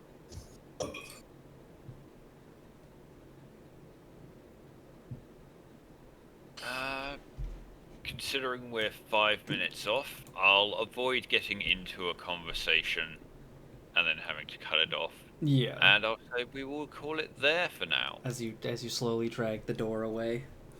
Yeah. Can I ask a question? I cry. I've been thinking my whole bit up. You never told me if I was able to get the black box open or if I found anything in it. That is fair. I would say yes, you are able to plasma cut a section out and then using the pry bar attachment peel the metal skin away, revealing the beacon itself relatively untouched, it seems. Seems in perfect working order. It's just not active.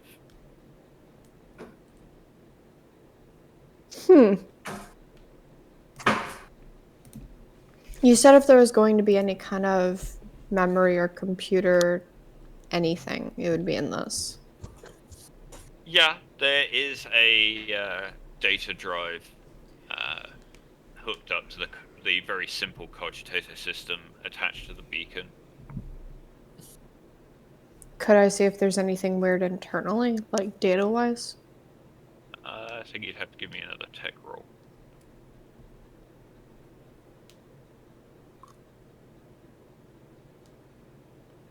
Bonus for the whatever? Or no? I'd say no.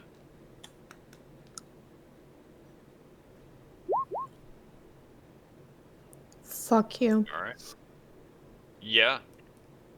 With a bit of jury rigging, you're able to craft a very crude adapter for one of your sockets, and you are able to eventually interface with this device. Everything's got a weird buzzy feel. They get the little bit of acrid taste going on. Yeah, it's a string of data, including a ship registration and and an error code informing the user that the system cannot access positioning circuits. Interesting. Can I tell based off of the error code if it's a proximity thing? It's hard to say. You're fairly familiar with basic Mechanicus error coding, but you've not exactly been a model student. You're fairly confident this is a hardware error, but you're not sure. Always shout it out to me, right? I feel like I would when we got there, but if you're driving and I'm taking stuff apart in the back seat, Yeah. Flux would just be like tunnel vision. Yeah, that makes sense. There. And we will leave it there for now. I had one more question. Alright, go for it. The data that's gone through, I assume outside of just like handling things on the moment, it gives a timetable of what's happened, that it's done. It does have a list of times and dates. Approximately 2 months ago, a ship-wide error was reported, and this unit was launched prematurely. That's all it says. Interesting. Okay. Okay. Totally Thank not you.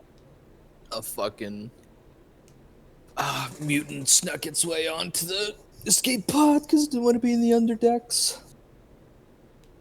At least it's not a Way number more up. questions than answers. But yeah, Pretty much. come back next week. And I think next week we may get down to the bottom of this mystery. Hey. Great. If we don't by next week, then we're clearly doing a lot more wrong than we already have been. Seriously. I'm sad. I've been thinking up like my fucking kind of hardline speech to get all the people to come out. Got all how I'll use all my tools. Yep. Nope. Probably not happening. I cannot believe we did not search I mean, not them. today, but when he gets back, I he has. know. God. They had a I will fucking. admit, I was waiting for an opportunity for him to break out, but Lane World was with him like 80% of the time. Then you pulled him away. I was trying to wait for a better opportunity, but when you pulled Lane World away, even though you were just a tent away, that was the best opportunity he was going to get. So Yeah. Alright, well, let's see. We're not gonna rate anybody. I'm just gonna end this off tonight. Wednesday there will not be a stream. It is the day off Twitch protest. Sort of a walkout protest done by streamers and attempting to get viewers to join in as well to protest Twitch's inaction on the hate raids that have been going around Twitch. It has been getting bad enough that some of the people who organized the Twitch Do Better hashtag, as well as a few other different things, are actively getting doxxed across all of Twitch, them and their children. It's getting pretty fucking bad, and Twitch isn't doing shit. So we're having this protest, as well as a whole bunch of other stuff like sub off Twitch, where we say, hey, don't give us subscriptions or bits or anything like that. Donate through other services like the Streamlabs donations or Ko-fi or Patreon, any of those others. Just basically fuck Twitch. But Yeah, fair. yeah. Other than that, though, we'll be resuming as normal. But yeah. For any who are interested, on Wednesday I will be in my Discord playing games, with people, without people, all of the above, just relaxing, having fun. So hope you all have a good one, and we will see you next time. Bye, everybody! Peace. Bye. E.